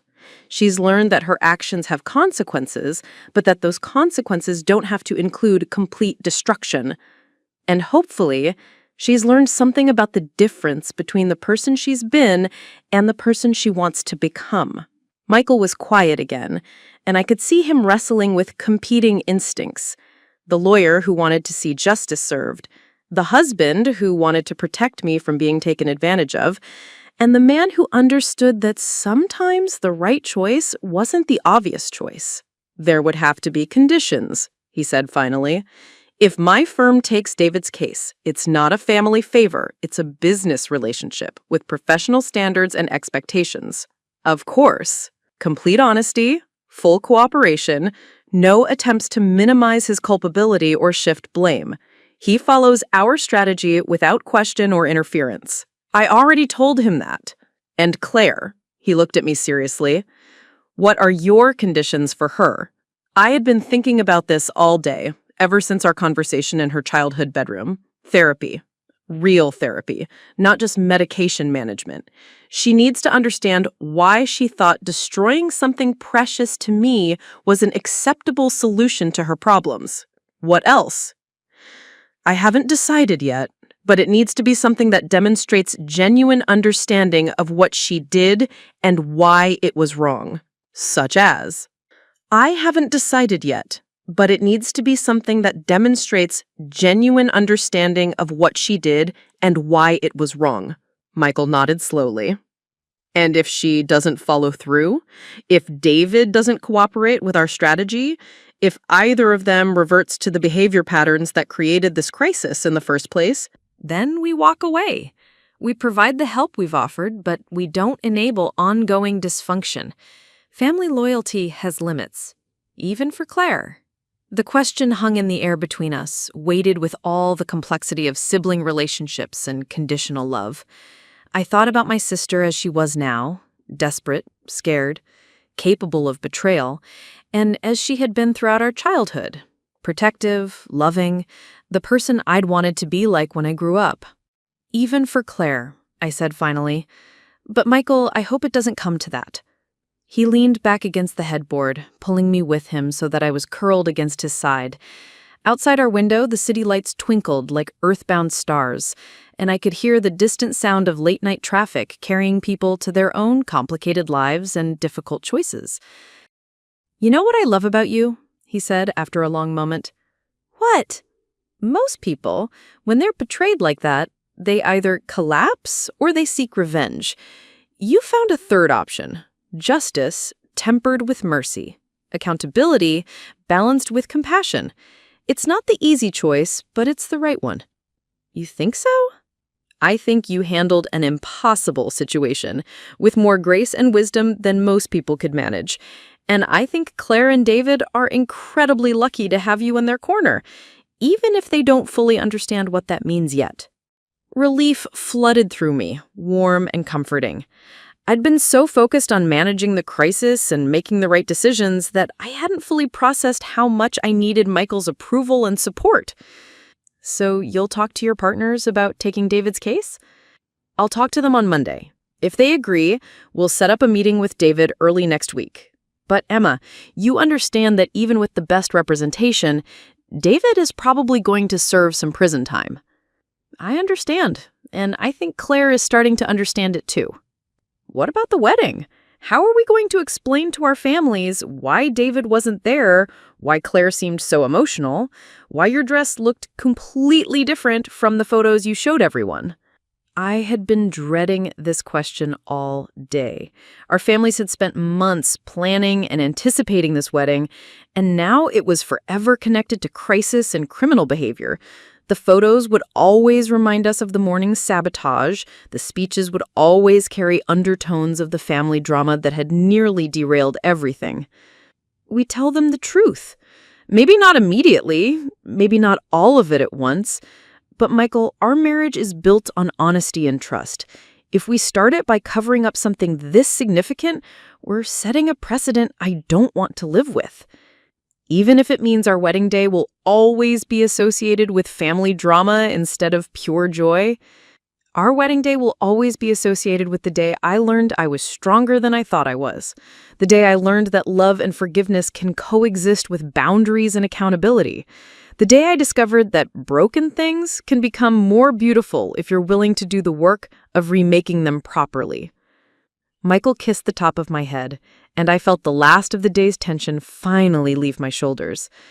"Mrs. Chen said something like that about the dress, didn't she?"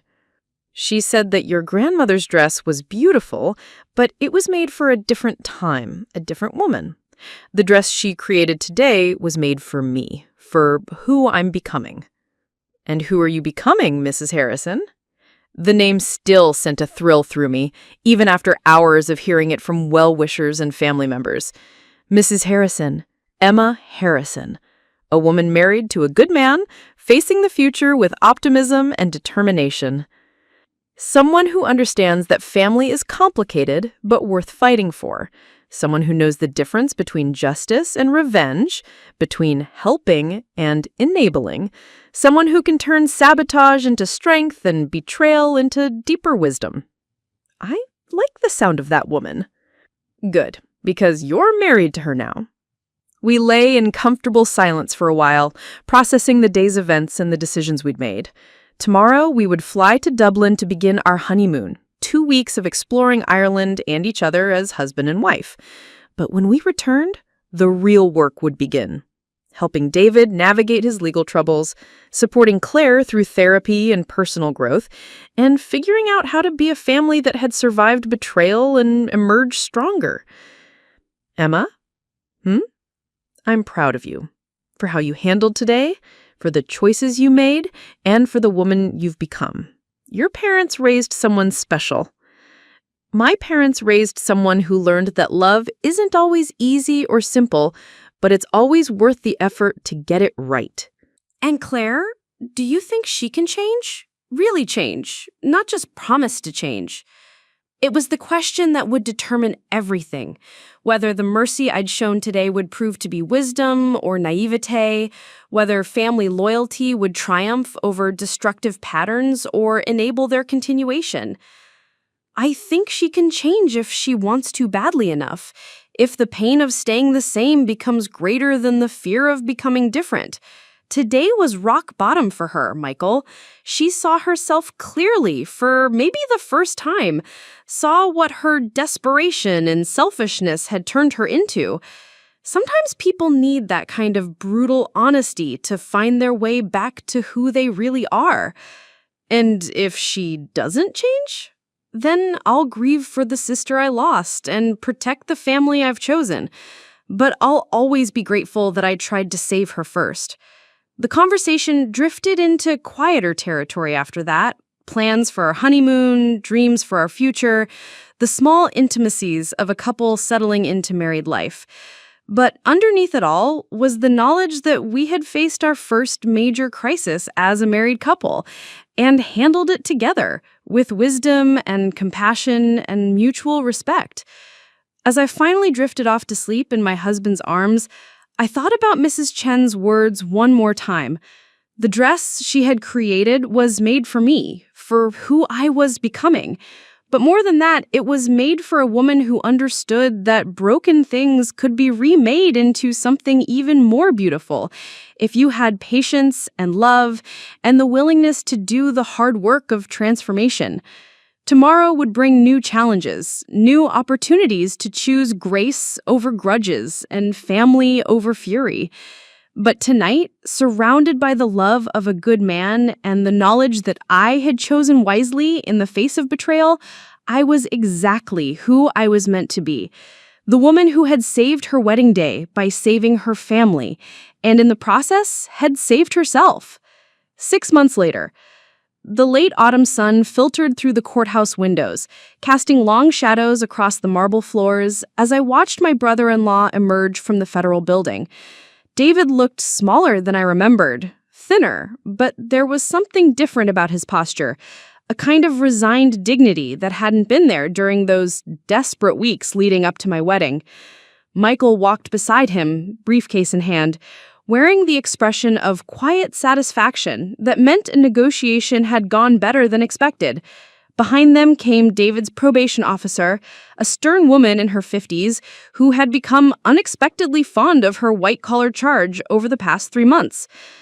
18 months, Michael said when they reached me on the courthouse steps. Minimum security facility, work release program after 6 months, full restitution over 5 years, but he gets to keep the house and his pension. I felt my shoulders relax. It was better than we'd dared hope for when this all began. What about the civil suit? Settled. The firm gets their money back, David cooperates with any ongoing investigations, and everyone agrees that a prolonged legal battle serves no one's interests. David extended his hand to me, and I shook it, formally.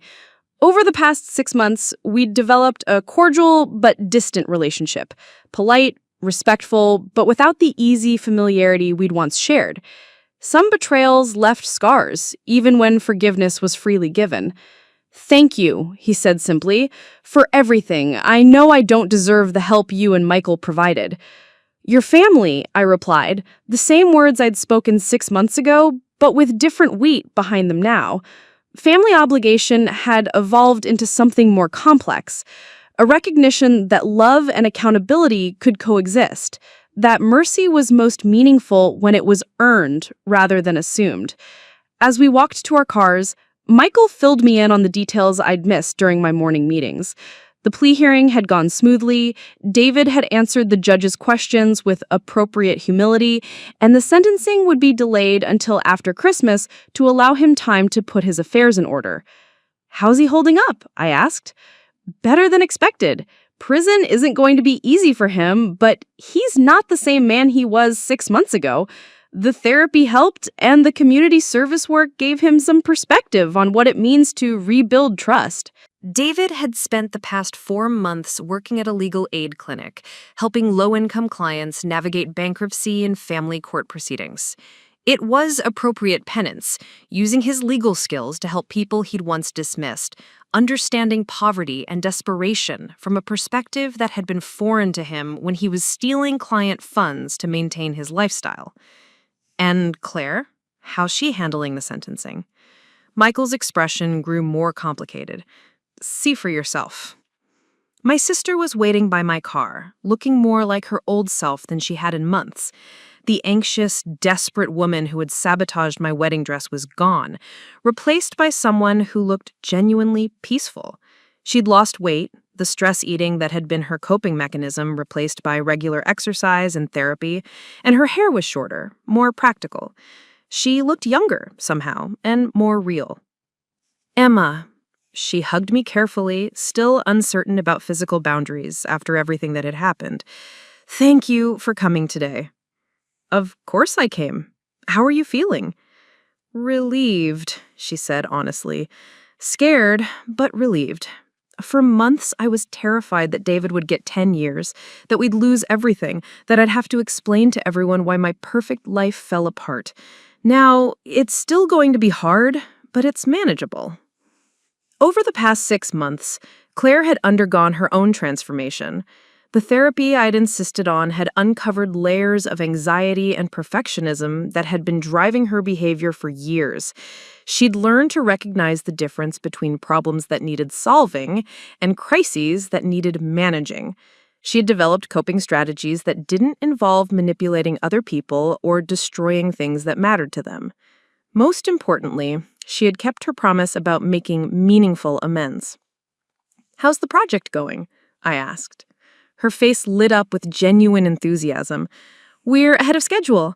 The seamstress training program launches in January, and we already have 12 women enrolled for the first session. Claire's amends had taken an unexpected form. Instead of a simple apology or symbolic gesture, she had used her connections and social skills to create something genuinely valuable. A partnership between Mrs. Chen and the women's shelter downtown. Women recovering from domestic violence or homelessness could learn traditional sewing skills, earn a small income doing alterations and repairs, and build the kind of practical confidence that led to sustainable employment. It was brilliant in its appropriateness. Claire had used destruction as a tool of desperation. Now she was teaching women to use creation as a tool of empowerment. Mrs. Chen, who could have simply accepted gratitude for saving my wedding dress, had instead found a way to use her skills to change lives. Mrs. Chen says you're her best student, Claire continued. She wants to offer you an instructor position once you're ready. Me? The idea was surprising. I don't know anything about sewing. You know about transformation. About taking broken things and making them beautiful again, about the patience and love it takes to rebuild properly. Claire's voice carried genuine admiration. These women need to see that it's possible, that someone like you, successful, educated, strong, understands what it means to start over. I thought about it as we stood in the courthouse plaza, watching David say goodbye to his probation officer and shake hands with Michael's junior associate who had helped prepare his case. The symbolism was almost too perfect.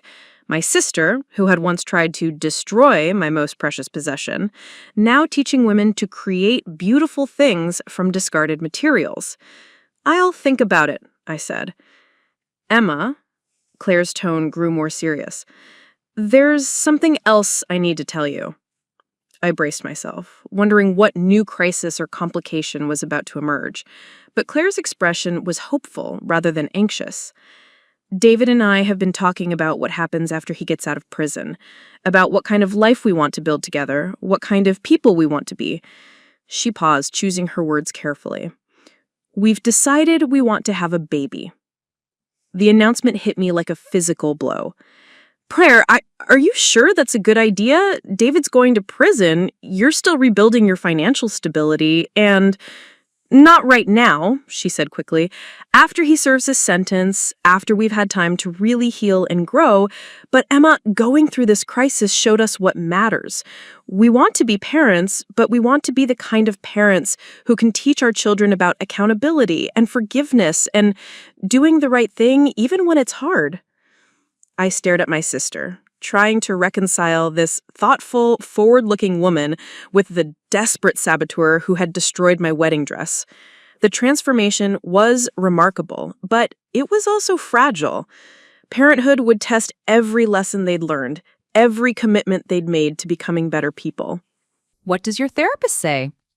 That having goals is healthy, but that we need to focus on being the people we want to be before we try to raise another person.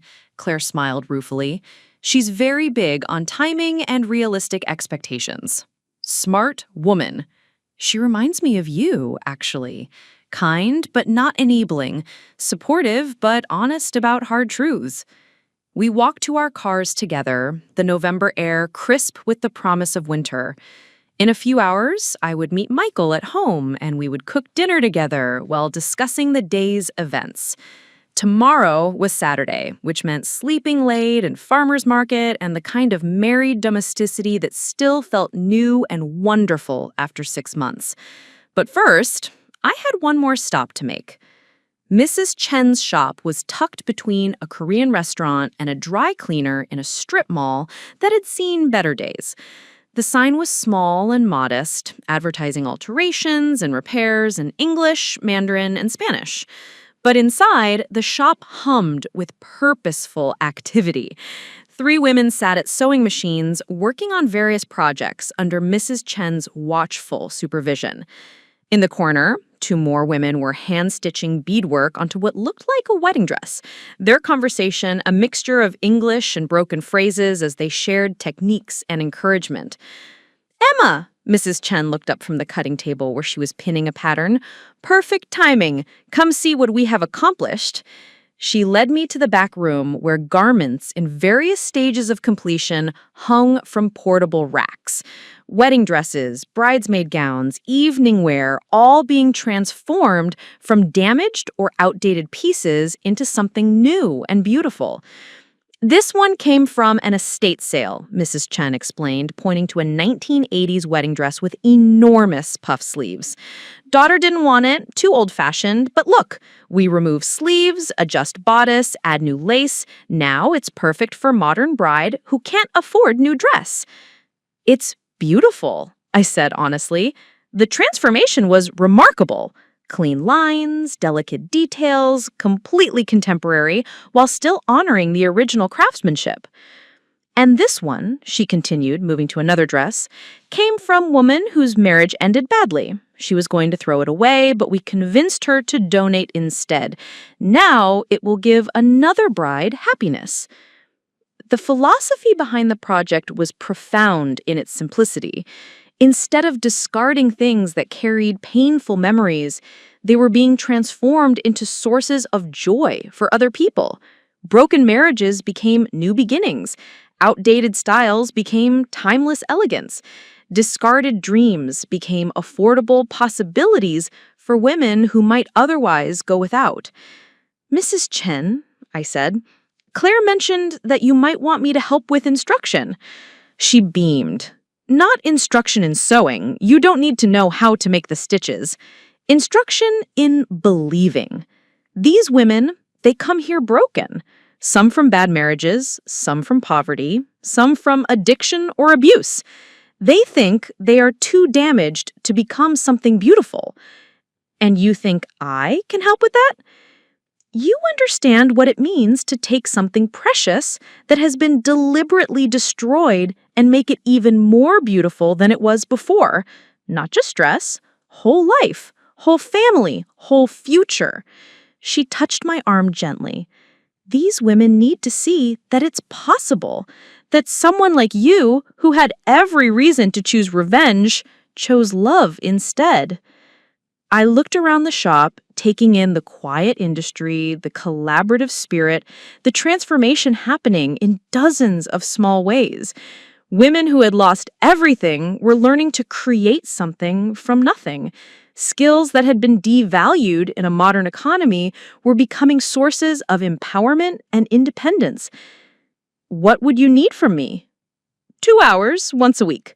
Come talk to them about resilience, about making hard choices, about the difference between fixing and transforming. Share your story, not the details, just the lessons. Help them understand that broken things can become more beautiful, but only if you're willing to do the work. It wasn't what I had expected to be doing 6 months after my wedding, but then again, nothing about the past 6 months had gone according to plan. The woman who had been sabotaged on her wedding day had become someone who specialized in turning crisis into opportunity, destruction into renewal. "I'll do it," I said. Mrs. Chen's smile was radiant.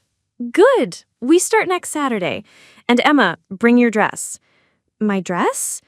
"The one from your wedding. Let them see what transformation looks like. Let them touch the silver threads that turn tears into beauty. Sometimes people need to see the evidence before they can believe the possibility." As I drove home through the familiar streets of my neighborhood, I found myself thinking about legacy. Not just what we inherit, but what we choose to pass on. My grandmother's wedding dress had carried forward traditions of love and commitment, but it had also carried forward assumptions about perfection, about things remaining unchanged and untouchable. The dress I'd worn at my wedding told a different story. It spoke of resilience, of the possibility that broken things could become more beautiful than they were before, of the power of choosing grace over grudges. It was a legacy I was proud to share. Michael's car was already in our driveway when I arrived home, and I could see lights on in the kitchen. 6 months of marriage had established comfortable routines. He usually got home before me on Fridays, would start dinner preparations, would have wine breathing and music playing by the time I walked through the door. But tonight felt different, special somehow. Maybe it was the resolution of David's case, the sense that we had successfully navigated our first major family crisis. Maybe it was the prospect of working with Mrs. Chen's program, of finding a meaningful way to use the lessons I'd learned. Or maybe it was simply the accumulated satisfaction of 6 months of choices that had proven to be wise ones. "How did it go?" Michael called from the kitchen as I hung up my coat. "Better than expected. 18 months, work release after 6, keeps the house and pension." "And Claire?" "Different. Genuinely different, not just performing different." I accepted the glass of wine he offered me and settled onto one of the bar stools that faced our kitchen island. "She asked me to help with Mrs. Chen's program." Michael paused in his vegetable chopping to look at me directly. "What did you tell her?" I said yes. "Good for you." He resumed cutting carrots with the precise movements I'd learned to associate with his contentment. "I think you'll be excellent at it." "You think so?" "Emma, you took the worst day of your life and turned it into a story of transformation and redemption. You took a family crisis that could have destroyed relationships permanently and used it to build something stronger and more honest. If that's not worth sharing with other women who are facing their own impossible situations, I don't know what is." We cooked dinner together, talking about our respective days and making plans for the weekend. Normal married couple conversations, domestic and comfortable, and exactly what I'd dreamed of when I'd planned our wedding 6 months ago. But underneath the normalcy was a deeper appreciation for what we'd built together. Not just a marriage, but a partnership capable of weathering crisis and emerging stronger. After dinner, as we cleaned up and prepared for what had become our Friday night tradition of bad movies and good wine, Michael brought up something that had been on both our minds lately. "Emma, I've been thinking about what Claire said, about wanting to have children after David gets out of prison. And it made me realize that we haven't really talked about our own timeline for that. Before the wedding, we always said someday, but someday feels closer now." I paused in loading the dishwasher, considering his words. 6 months ago, the idea of having children felt distant and theoretical. Now, after watching family dynamics play out in real time, after seeing the ways that choices made by one generation affected the next, parenthood felt both more urgent and more weighty. "What are you thinking?" I asked. "I'm thinking that if we're going to have children, I want them to grow up knowing the story of their parents' wedding day. Not just the fairy tale version with the beautiful dress and the garden ceremony, but the real story about the morning it almost didn't happen, about the choice you made to save our family instead of destroying it." You want our children to know about Claire's sabotage? I want our children to understand that families are complicated, that people make terrible mistakes, but that love and forgiveness and accountability can coexist. I want them to know that their mother is the kind of woman who can turn betrayal into wisdom, crisis into opportunity. The idea was both appealing and daunting. Children would mean responsibility for shaping the next generation, for passing on not just genetic material, but values and lessons and ways of seeing the world. It would mean being the kind of parents who could teach by example that broken things could become more beautiful, that grace was more powerful than revenge, that families were worth fighting for, even when they disappointed you. How soon? I asked. Soon enough that we can still learn from Mrs. Chen how to make something beautiful from whatever chaos our kids inevitably create. I laughed at that, but there was truth in it. Parenthood would bring its own crises and challenges, its own opportunities to choose love over fear, patience over frustration, wisdom over impulse. Michael, I said, moving closer to him, ask me again in 6 months. After we've seen how David's incarceration goes, how Claire continues to grow, how strong our foundation really is. And if everything goes well, then we'll start trying to create something new and beautiful together.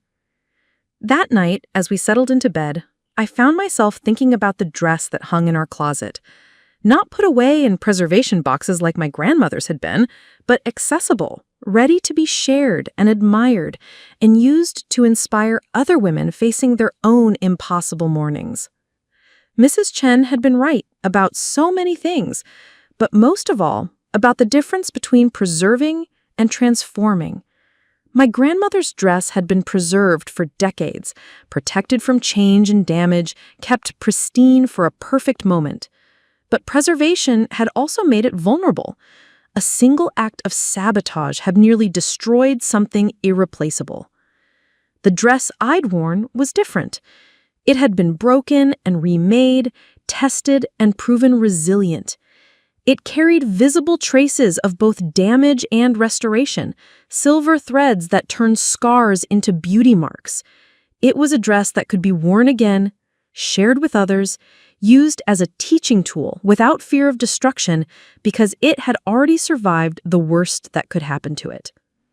In many ways, it was a metaphor for the life Michael and I were building together. Not perfect, but resilient.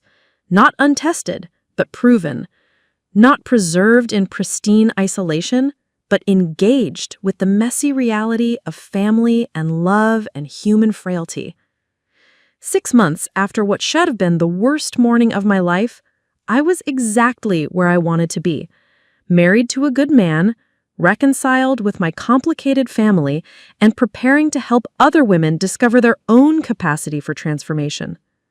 The morning my sister had sabotaged my wedding dress had taught me that I was stronger than I knew, wiser than I'd realized, and more capable of grace than I'd ever imagined. It had been, without a question, the best thing that ever happened to me.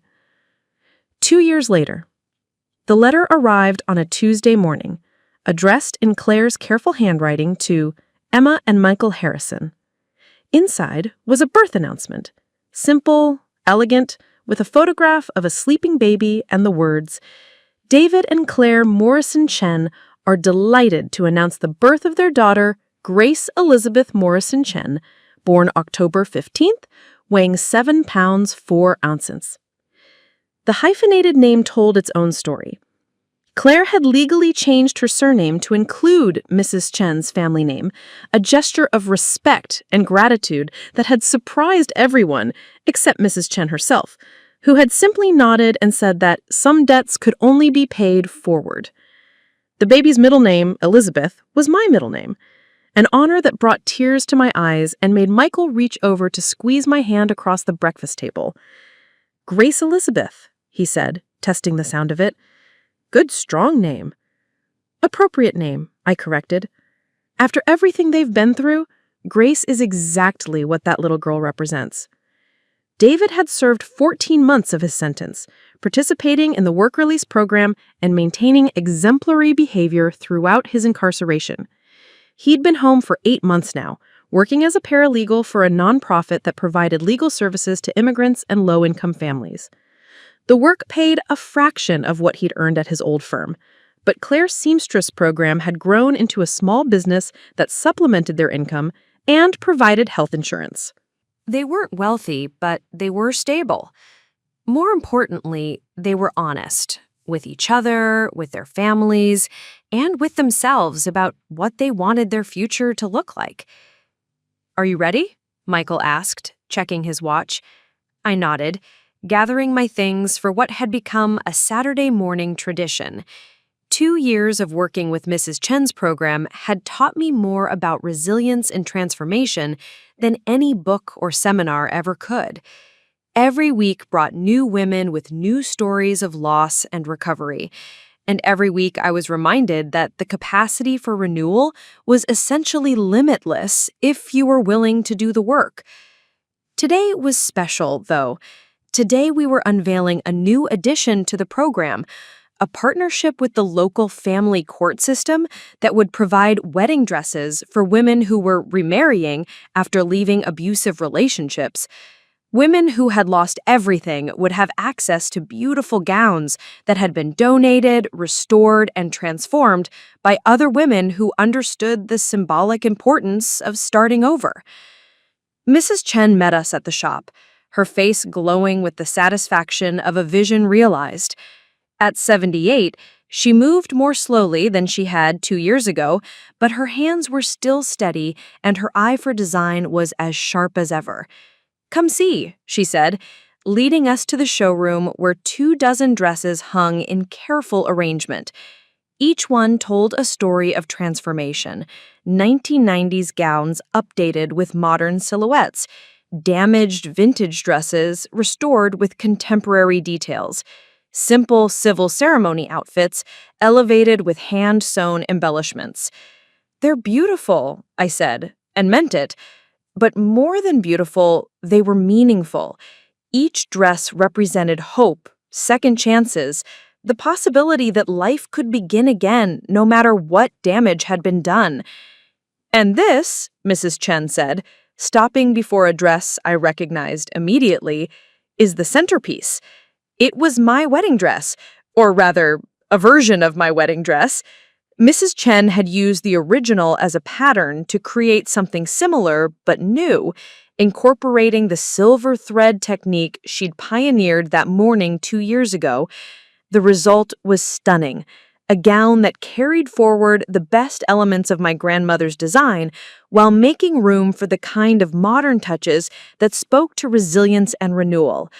"Mrs. Chen," I breathed, "it's perfect. It will be worn by a woman named Patricia next month. She's leaving her husband after 25 years of marriage because she finally realized that love should not require her to make herself smaller." Mrs. Chen's voice carried quiet satisfaction. "She saw your dress in the photograph you brought, saw the silver threads, and asked if we could create something similar. She wants to wear beauty that has survived damage." The symbolism was perfect, almost too perfect. But then again, Mrs. Chen had always understood that the most powerful transformations happened when practical necessity aligned with deeper meaning. "How is the expansion going?" Michael asked, referring to the new location Mrs. Chen was opening across town. "Good, very good. We have waiting lists now, more women wanting to learn than we can accommodate. And the wedding dress program has already helped 12 brides this year." It was gratifying to see something that had grown out of my family's crisis becoming a resource for other families facing their own challenges. The skills Claire had learned in dealing with David's legal troubles had translated into advocacy work for other women navigating the court system. The patience Mrs. Chen had shown in transforming my destroyed dress had become a teaching method that dozens of women had learned to apply to their own lives. "Mrs. Chen, I have some news." She looked at me expectantly. I'm pregnant." Her face lit up with pure joy and immediately began planning. "When is the baby coming?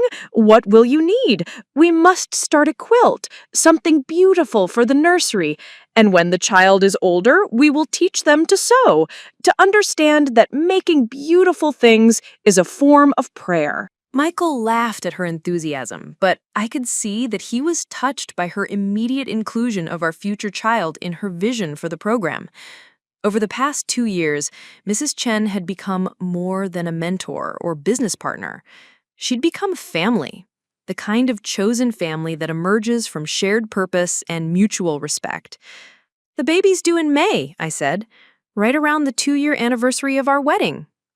"Perfect timing," Mrs. Chen declared.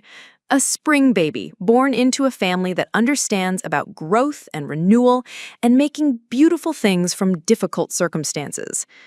As we worked together that morning, sorting donations and planning the upcoming wedding dress showcase, I found myself thinking about the legacy I wanted to pass on to my child. Not just the practical skills that Mrs. Chen was so eager to teach, but the deeper lessons about transformation and resilience that had shaped the past 2 years of my life. I wanted my son or daughter to understand that families were complicated, that people made terrible mistakes, but that love and accountability could coexist. I wanted them to know that broken things could become more beautiful if you had patience and skill and the willingness to do the hard work of transformation. Most of all, I wanted them to understand that the most important choice in any crisis was the choice between destruction and renewal, between revenge and grace, between preserving what was and creating what could be. The wedding dress that hung in our closet would be part of that legacy, not as a museum piece to be preserved unchanged, but as a living example of the power of transformation. Someday, if my daughter wanted to wear it, Mrs. Chen would help us adapt it to her style and era. If my son wanted to incorporate elements into his future wife's gown, we would find a way to honor both tradition and innovation. But whether or not the dress itself was worn again, the lessons it represented would be passed forward. The understanding that love could survive betrayal, that families could emerge stronger from crisis, that broken things could indeed become more beautiful than they had ever been before. As I watched Mrs. Chen teach a new student how to repair a torn seam, her weathered hands guiding younger ones with infinite patience, I realized that this was what legacy really meant. Not the preservation of objects or traditions unchanged, but the passing forward of wisdom, skills, and values that could adapt and grow while maintaining their essential truth. My wedding dress had taught me about transformation. Now it was time to teach others. The story that had begun with sabotage and betrayal had become something else entirely.